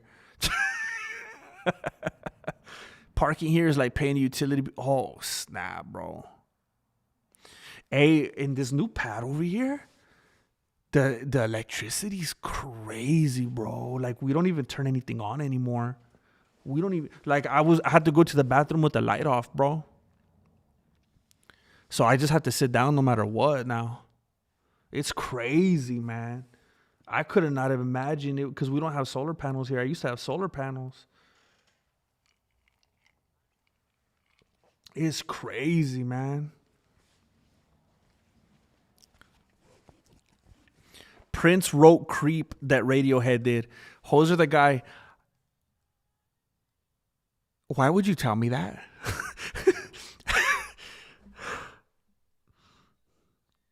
I think you're playing with me, bro.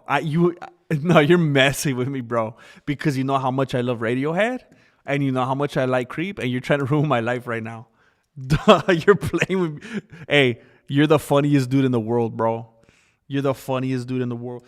Did Prince write Creep by Radiohead?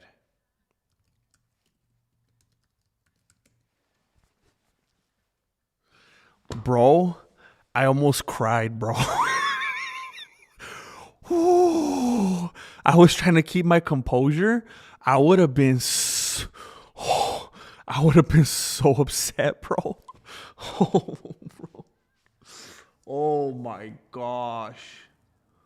Oh my gosh, bro. That was hilarious that you knew which button to push right now, bro. That would have made me so angry. Oh my gosh.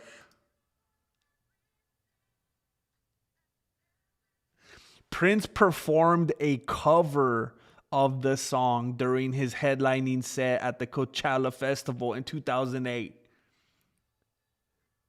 After the performance, Prince had videos of the cover taken down from YouTube. The band Radiohead publicly stated their preference for the videos to remain online. Years later, Prince allowed the video to be shared online. Bro.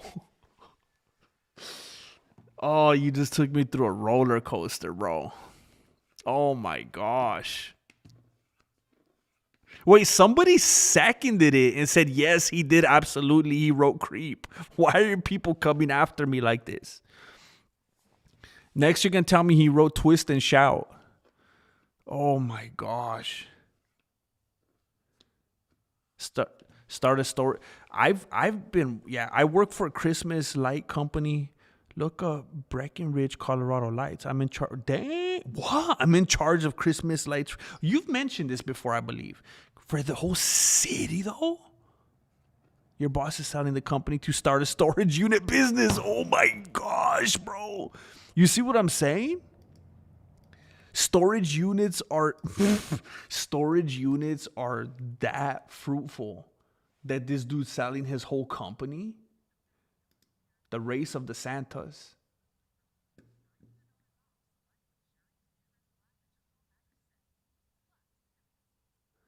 Oh, bro, you get to see this mayhem where everybody's dressing up like Santa Claus and running around. Oh my gosh.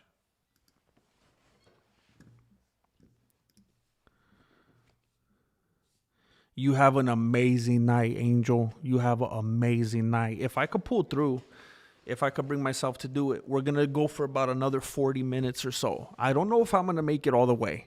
I don't know if you're going to make it all the way, but we're sure going to try. Thank you for being here, Angel. Always, always appreciate you.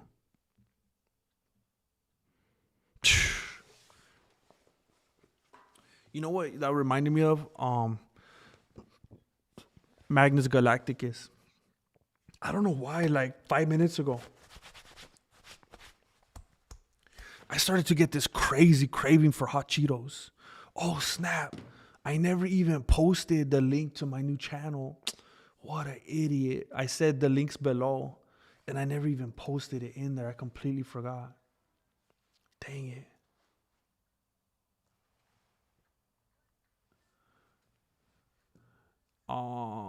That's annoying.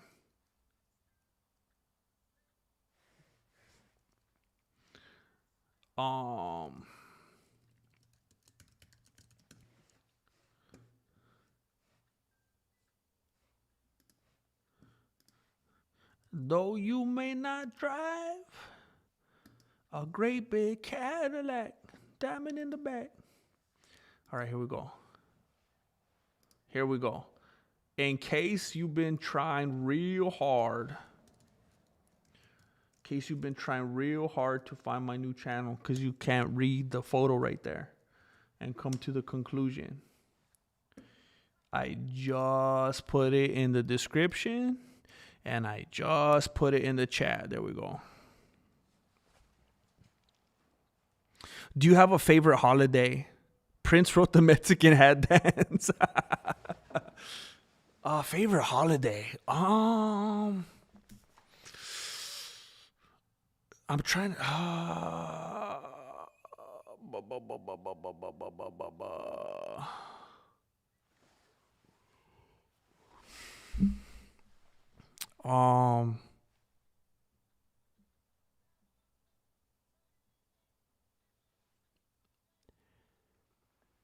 Man, it's tough. I really, really like Thanksgiving food. I really like Thanksgiving food. Like, I have a white man's palate. You know, like on Christmas, people, bro, on Christmas, there's too many tamales, bro.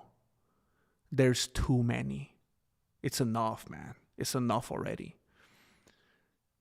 I have a white man's palate. My palate came from the Caucasus Mountains. I love mashed potatoes, stuffing, green bean casserole, ham, turkey. Now, I know it sounds silly, but I have this, it's a niece actually, makes this fantastic.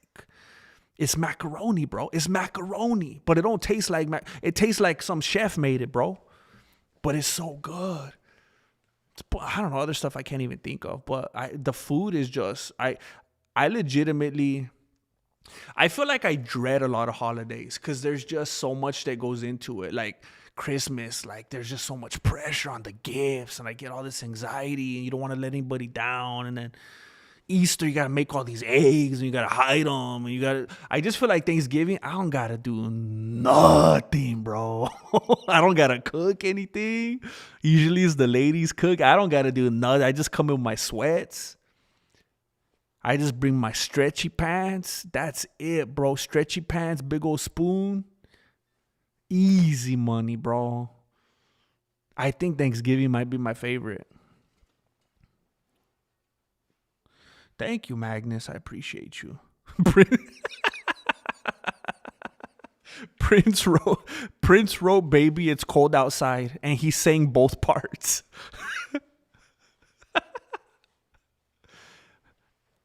I really can't stay. Baby, it's cold outside. I thought you were gay. A lot of people in the media say that for some reason. Mar Loca, I love that song. I need to drive the Cadillac. Oh, I thought you were talking about Baby It's Cold Outside. I need to get my Cadillac out of storage. It costs me like 90 something bucks a month. I know that's not like the biggest gigantic bill in the world. I have bigger bills, but 90 bucks, man. Diamond in the back, sunroof top. Marloca, I have a feeling, like, I feel like you could have a Cadillac if you wanted one. I feel like you got tenure. Marloca. I feel like you could act up. I feel like you could be wilding at the school, still show up in a caddy the next day.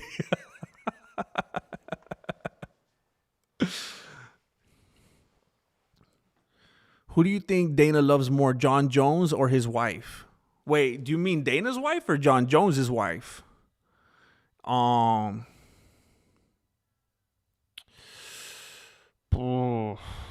shoot, man. I would say John Jones, because here's what people forget. Love is something that's in action, you know? You could tell someone you love them till the wheels fall off, but you show you love them with your actions. I think because of the media and the music industry and stuff like that, you know, and gift cards and whatnot, people just think of love as an emotion, feeling. But when you put forth love, like it's an action. And I feel like his actions show that he loves John Jones more. The things that he's put up with, the things that have been sacrificed, the things he's allowed him to do, the ways he's allowed him to run wild. And then when you think of the way Dana lives, it's like, I don't feel like he's been, you know, putting love in action toward his lady, you know? And yes, and Dana White has never slapped John Jones.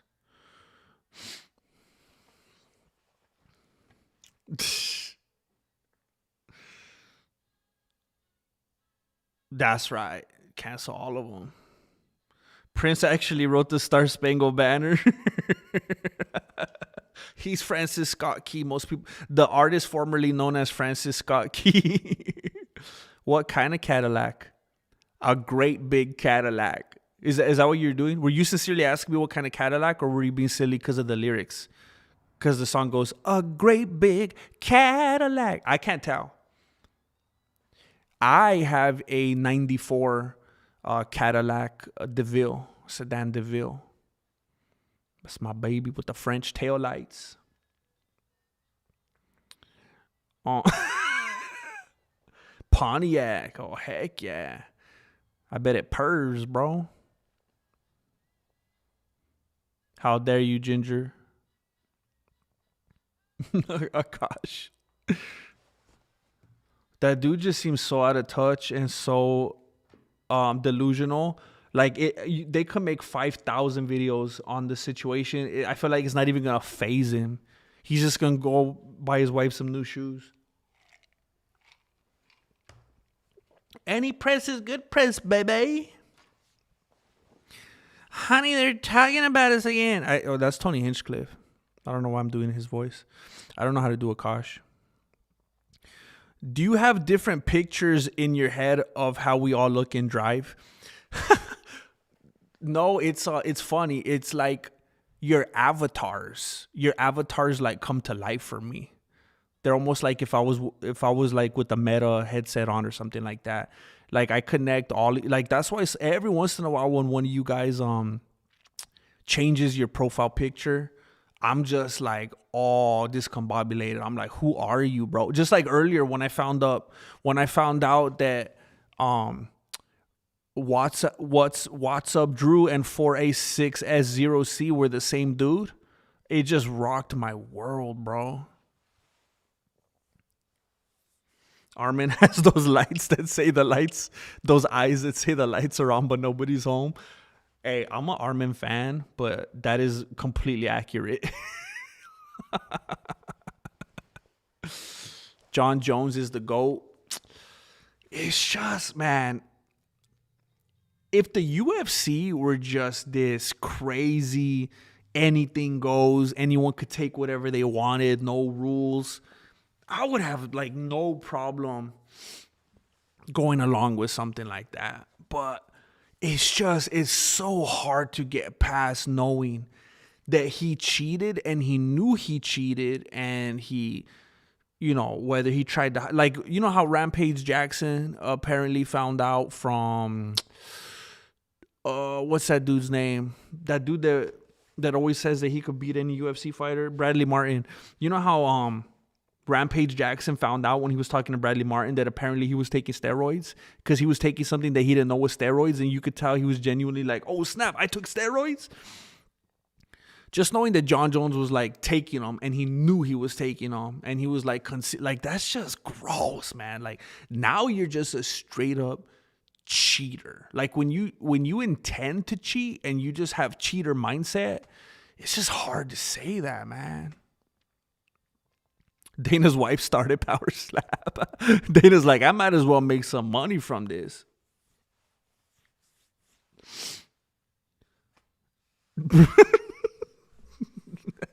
Prince, hey, I'm gonna be honest. I don't know if anyone feels differently. I haven't read a single one that I don't think is funny. I'm still getting a kick out of this.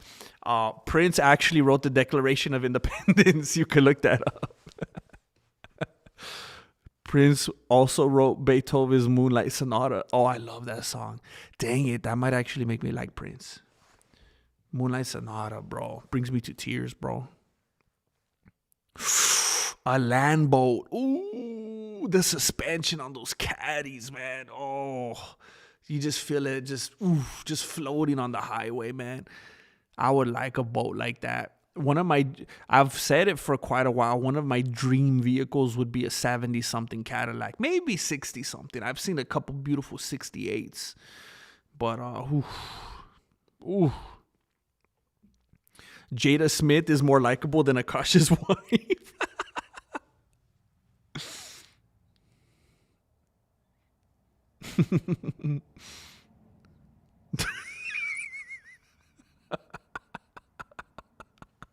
Oh my gosh.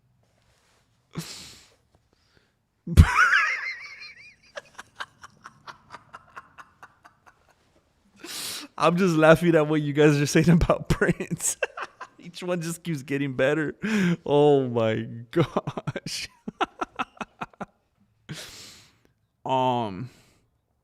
Fighters who are on the spectrum, not Arman, haha, Dominic Cruz maybe.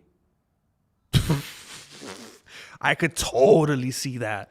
Oh, I listened to his I've been listening to a lot of his new podcasts, and I could totally see that. I relate a lot with some of the ways that dude thinks, and it makes me concerned because he comes off as very unlikable for the most part. I could see that for sure. Prince wrote my diary.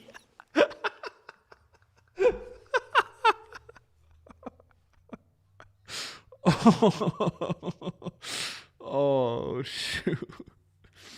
Tony Ferguson has a touch. Prince painted the mural of Nate Diaz in Stockton.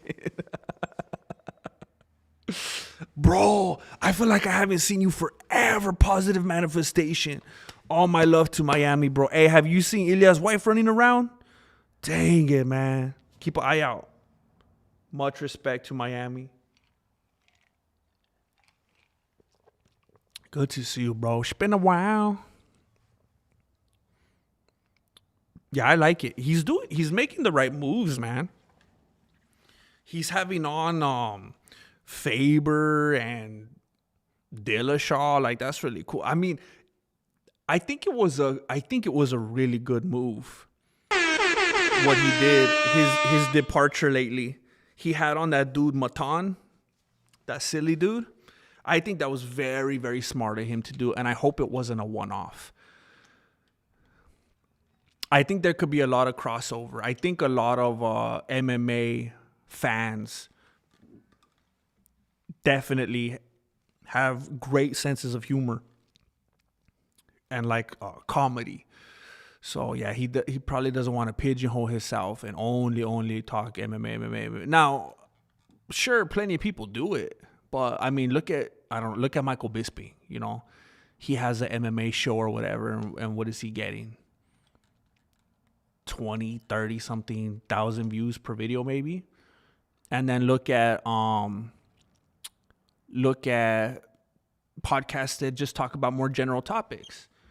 and they don't have to stay stuck to one thing. They'll get in the hundreds of thousands easily, or even in the millions. So it's a good idea to branch out into some comedy or whatever. Ginger's Beer won. John Jones versus Alex for a BMF bout at the White House.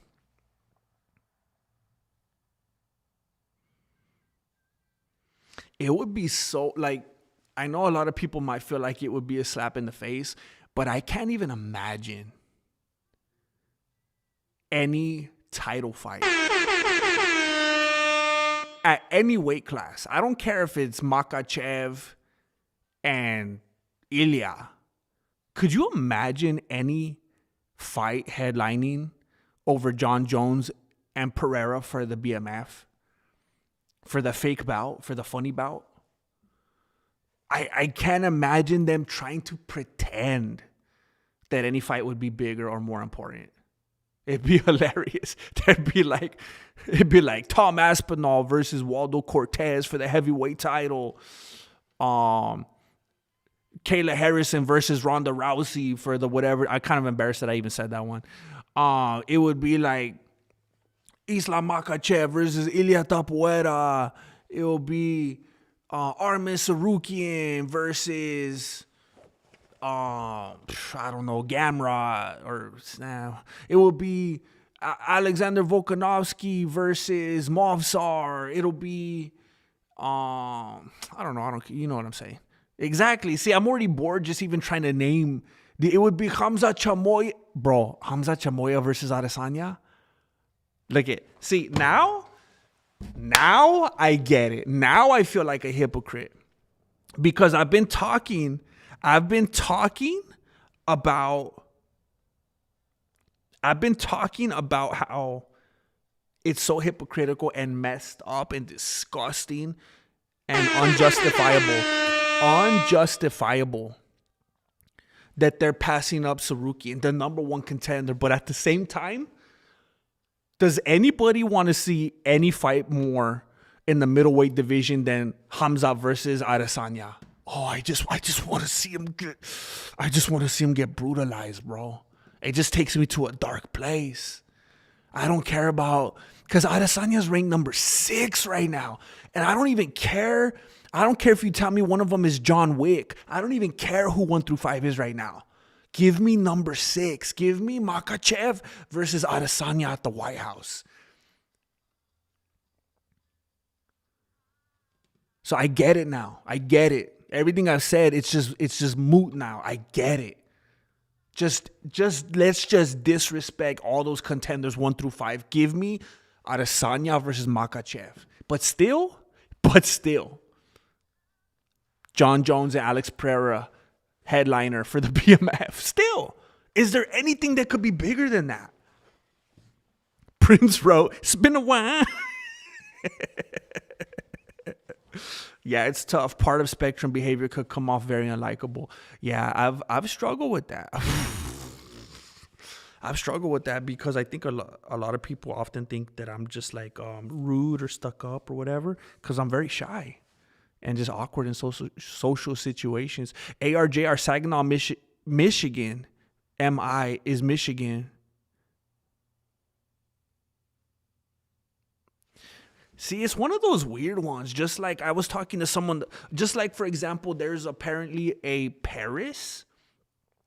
I think there's a Paris in Texas. And I would have never, like, that doesn't even sound like it belongs there. Like, I could understand if there was like a Paris in like Europe or something like that. Like, it sounds like, you know, it just sounds like the kind of place where maybe like, of course, there's going to be a Paris in Europe, you know. But in Texas?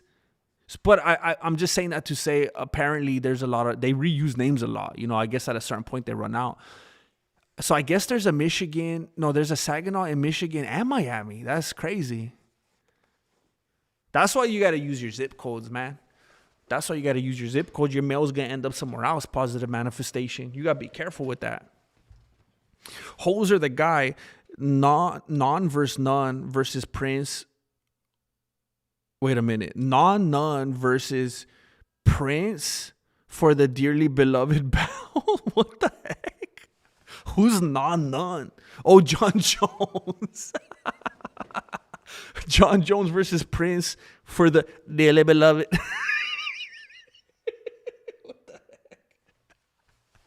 What the heck? Dang.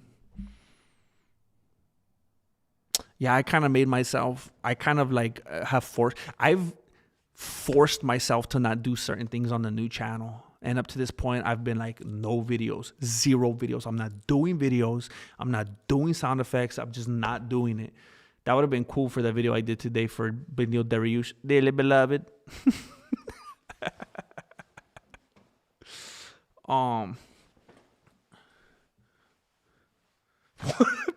Prince was the voice coach.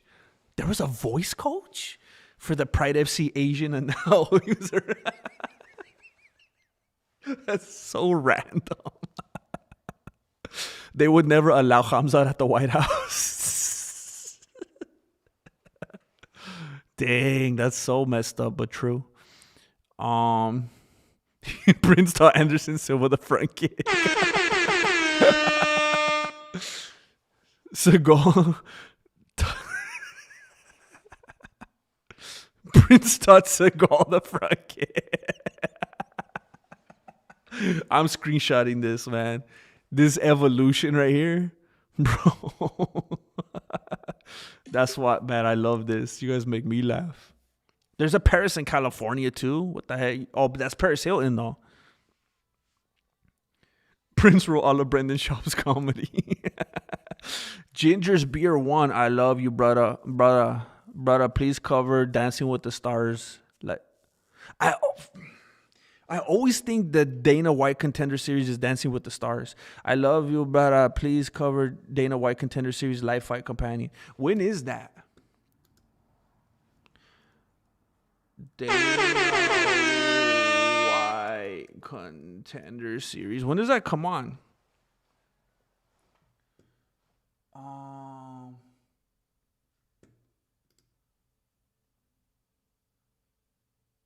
Wait, it looks like it's already over. What the heck? When's the next fights? The last one I'm seeing on here was on October. There's one in Georgia. I give up. I've always been like dumb with that kind of stuff. Like, where do you even watch Dana White Contender Series? Is that on Fight Pass or is that on ESPN?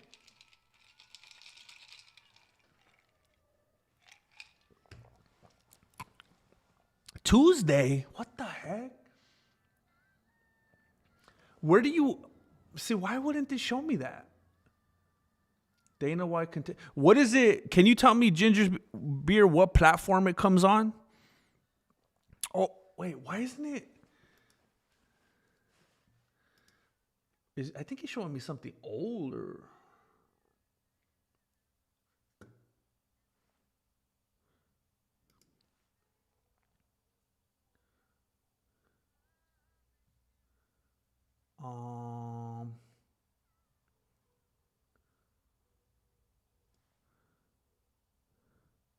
ESPN Plus, Paramount next season.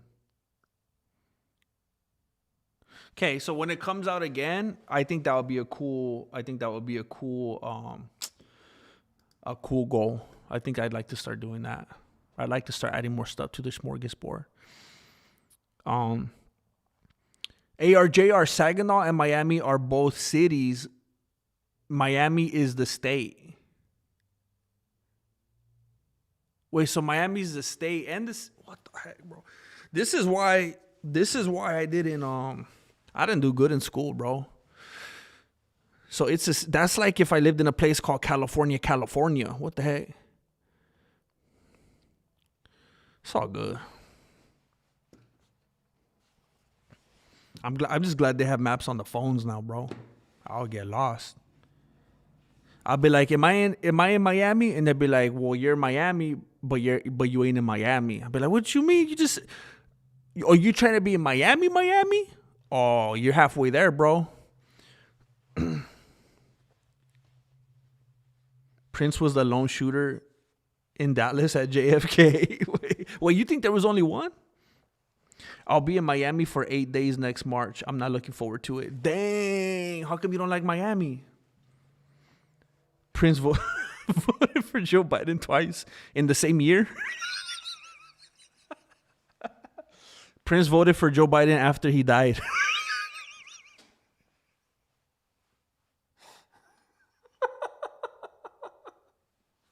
Oh, I don't even know if that timeline is accurate. When did Prince die? It's still funny though. Don't think about it too much.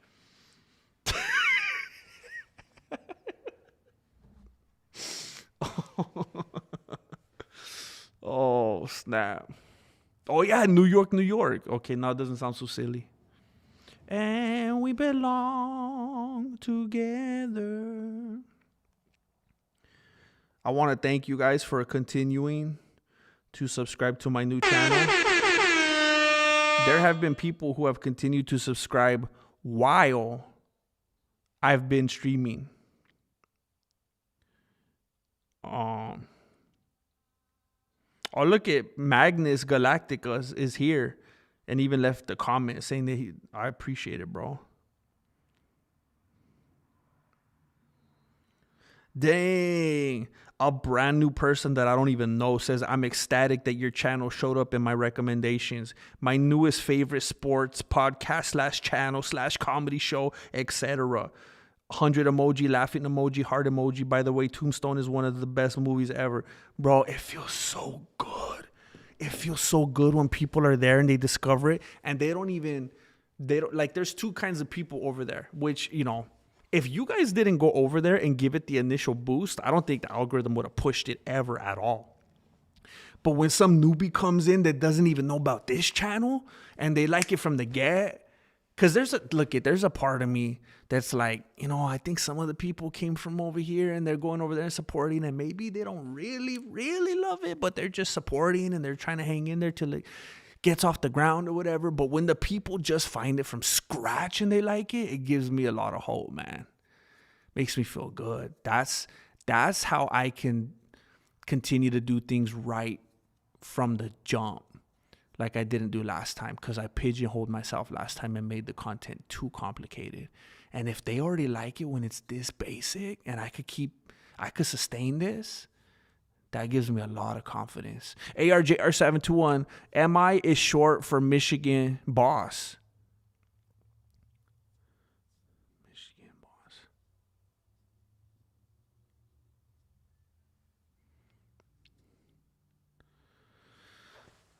MI is short for Michigan boss. So they're okay.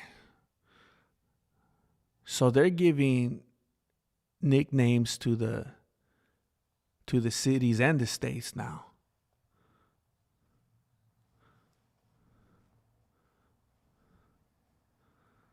And then I see MI, it kind of gets me thinking about like the periodic table of elements. Like I just start thinking about, it's taking me all over the place. I'm going for a while ride in this. Like I'm thinking like this is like geography meets like chemistry. This is like something I'm going to need Angel Padilla to help me decipher with his chemistry credentials. Miami is a cesspool. I joke around and say wild stuff, but I'm a hardworking family man that loves God. Miami's not for me. James Bishop, I was just inquiring earlier, but I feel like I will feel the same way. Like that's very similar to how I feel about California. Because I'm similar to like the way that you described yourself. And it's like, man, people are too crazy out here, bro. I want to move to like Idaho or something like that. Do you know the song Memories of El Monte? I grew up there. I've never heard that. Memories. What the heck is this? That looks funny.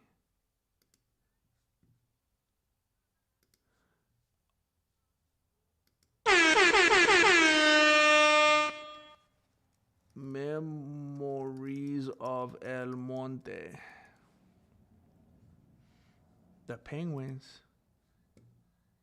Hey, you like the oldies but goodies, huh? I think you've brought up old school music before. Okay, I don't want to get claimed. I already love what I'm hearing. I like the doo-wop, doo-wop. I'm going to leave the tab open so I could jam out. El Monte.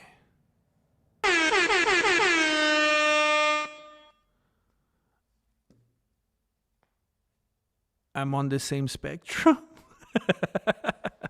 As long as there's a few of us there, we'll all keep each other company. Do you ever run into fans, GM? And when was the last time? I don't call anybody that watches me fans. I call them homies. I feel dirty saying that.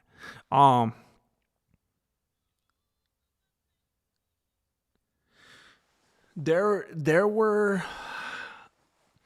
I believe, 2 times that's ever happened, and it was so long ago. One of them was in a drive-thru, and it was a girl. And honestly, I had another channel back then that had a way different type of people watching than this channel. And I was like, is she recognizing me from the other channel? Where I would like, yeah. So I don't know. But she was asking me about like being from YouTube and stuff. And I was like, oh, snap. But I didn't ask, wait, which channel are you talking about? I was just like, oh, what the heck? That's cool. Well, thank you. Nice to meet you. And then it was at a drive-thru. And I just got my food and I don't want to hold up the line. But it was cool.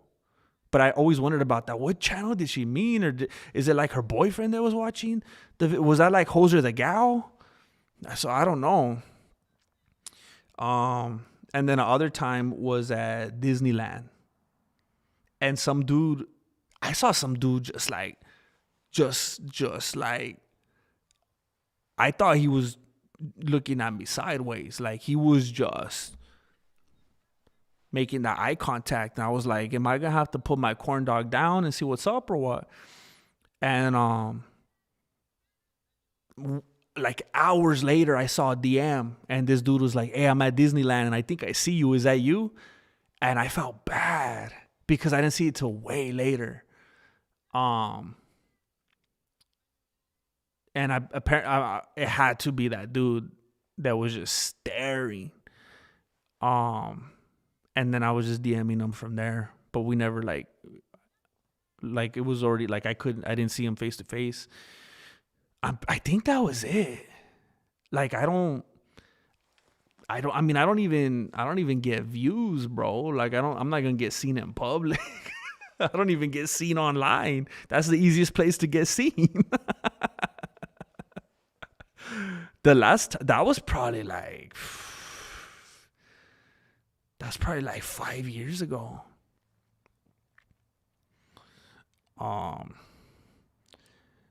Ginger's Beer 1, do midweek cherry pick for fights.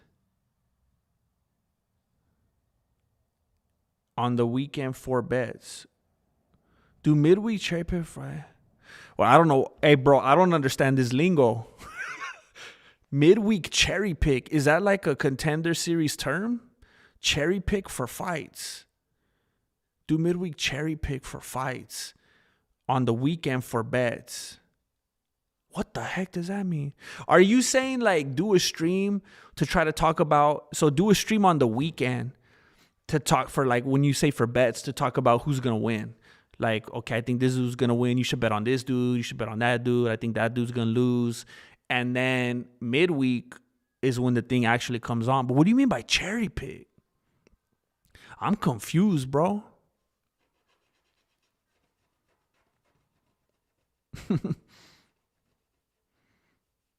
The birthplace of oldies. Oh, snap. ARJR, no. CA, California. Caca. It looks like you're saying Caca. California. Massachusetts. Mama. Hey, that's funny how that works together. Caca, California, and Mama, Massachusetts. Me. That reminds me the other day when I was making matcha, I was like singing to myself, and I was like, Mamachita, I was calling my macha mamachita. I made a name for my a pet name for my macha. Hey, mamachita. Michigan and Mimi Chigan. Boss is you, GM.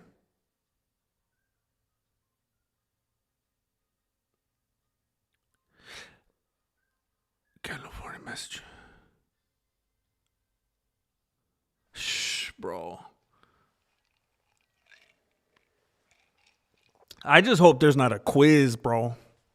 I just hope there's not a quiz. You're a very patient individual, though, bro. Very patient.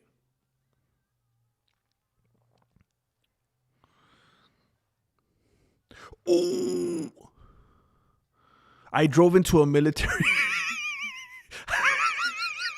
I drove into a military base because I'm not paying attention to the GPS.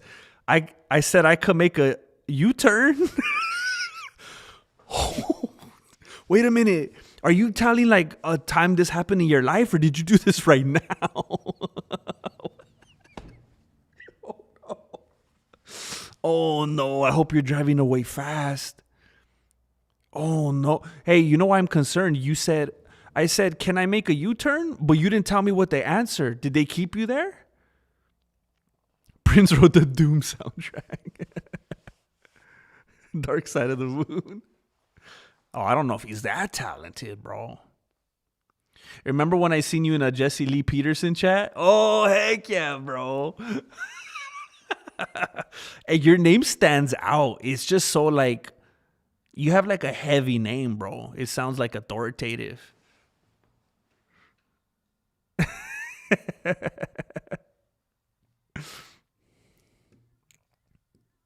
I've been in his chat like several times since then, and I always wonder if I'm gonna run into anyone else, because I feel like his chat section is like, I feel like there's crossover there, you know? Never put down the corn dog, brother. So, you know what's funny? I listened to Jesse Lee Peterson on and off.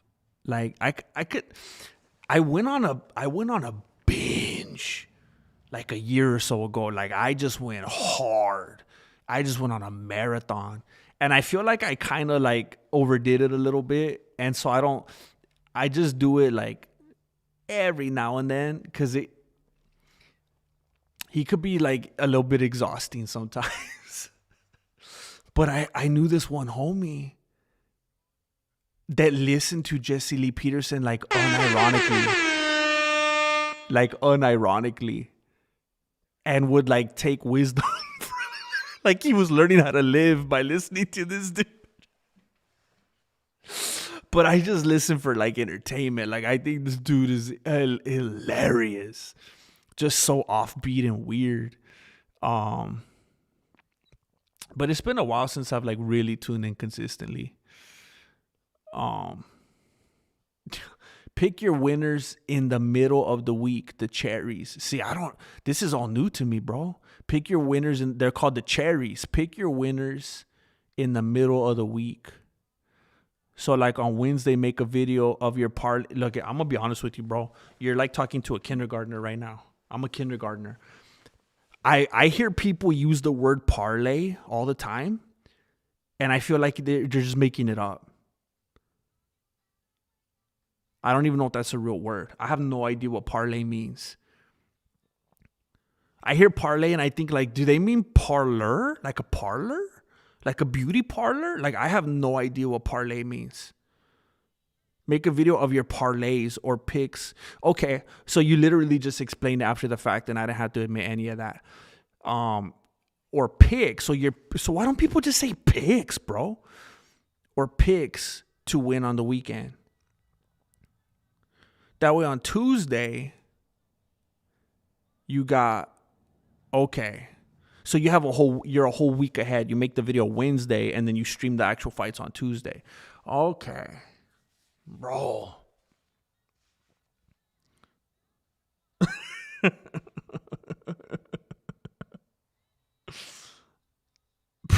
Prince wrote the Epstein list. Oh. Wait, no. Are you playing? No, she's lying. She's singing, "They won't let me out." There's no way they would lock her up. That would be crazy. Oh, no. You better not be like in Chechnya.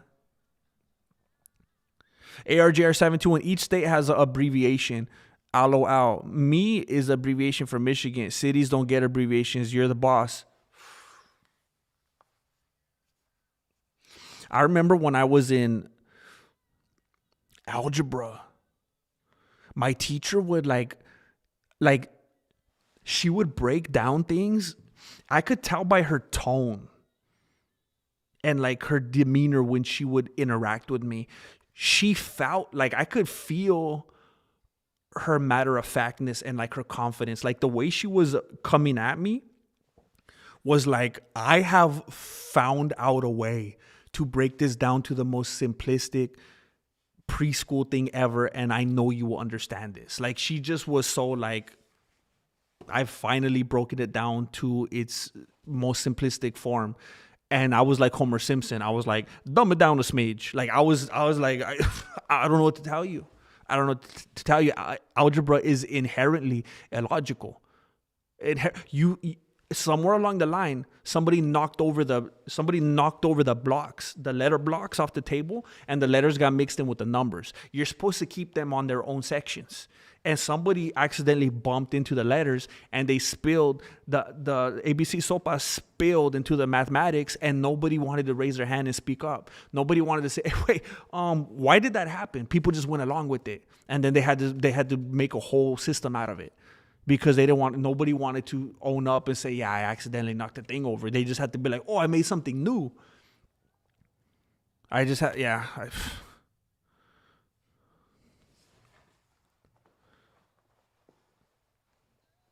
Melancholy, that's one of the things that's kind of on my waiting list that like my brain isn't ready for yet. I saw that took place, Matan and Jesse Lee Peterson. I was like, bro, that's like the Battle of the Gargantuas right there. And I still haven't had the nerve to sit down. I just need to sit down with some flower seeds one day and just enjoy that. Just enjoy it.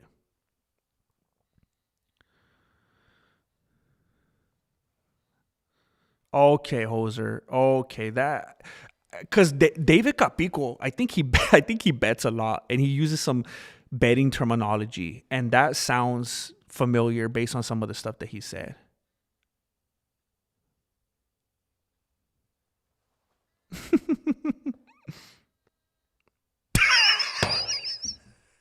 We got Miami in the house.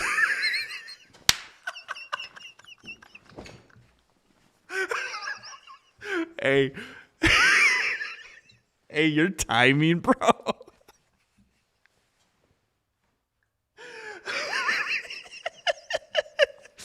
Bro.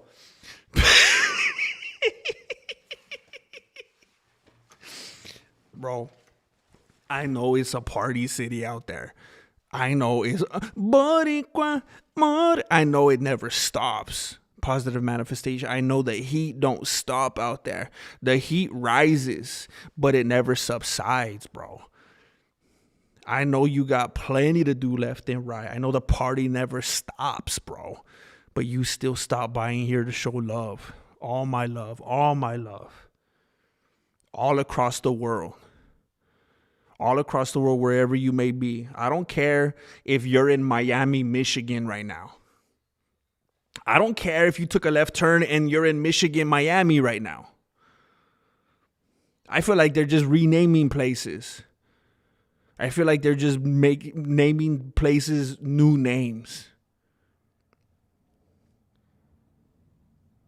Just like Babylon doesn't exist anymore, right? Babylon is like Iraq now or something.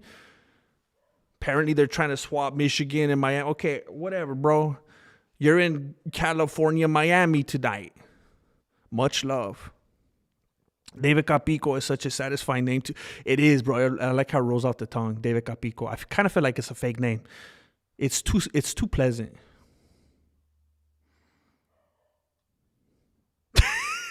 Ginger's beer, I appreciate though. I do need to find reasons, legitimate reasons to be more active. What? Prince used to be a blood splatter analyst in Miami. Prince found Waldo and ruined it for everyone. Hey, I can't believe I made it. I'm a little surprised because my stomach has been growling. I kind of have a headache. I'm lightheaded. I'm very hungry. It's so cold out here. And we made it. We made it past 10. We made it past 10. I want to thank you guys for being here. Tonight was a very fun stream. There were some crazy, generous people that popped in tonight with some huge blessings. And I want to say a big thank you to all of you. Thank you for helping me do what I do. You guys are not only making it possible for me to be here on this main channel and justify spending the time out here and doing these things, but making a new channel from the ground up. You guys are giving me the security and the comfort and the courage to build a new channel from the ground up because you guys come through and support. And it makes me feel like, okay, I think I can make another one. Okay, I think I can make another one. So thank you for doing it. Prince is the founder of AKA.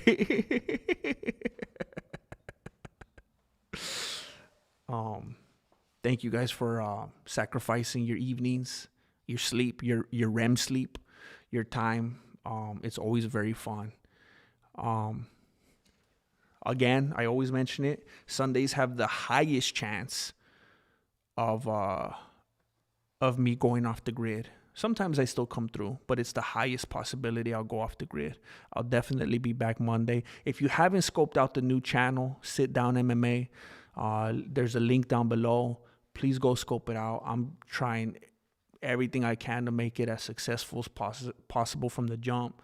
No copyright strikes, no demonetizations. I'm trying to do things right this time, so I would appreciate the support. Live, laugh, Prince. On this channel, Prince will never die. Thank you so much again, ARJR. Ridiculous. Thank you. Thank you for Adam starting things off strong. Crazy, bro. You guys, thank you for watching Mexican Martial Arts. Appreciate it. Good looking out.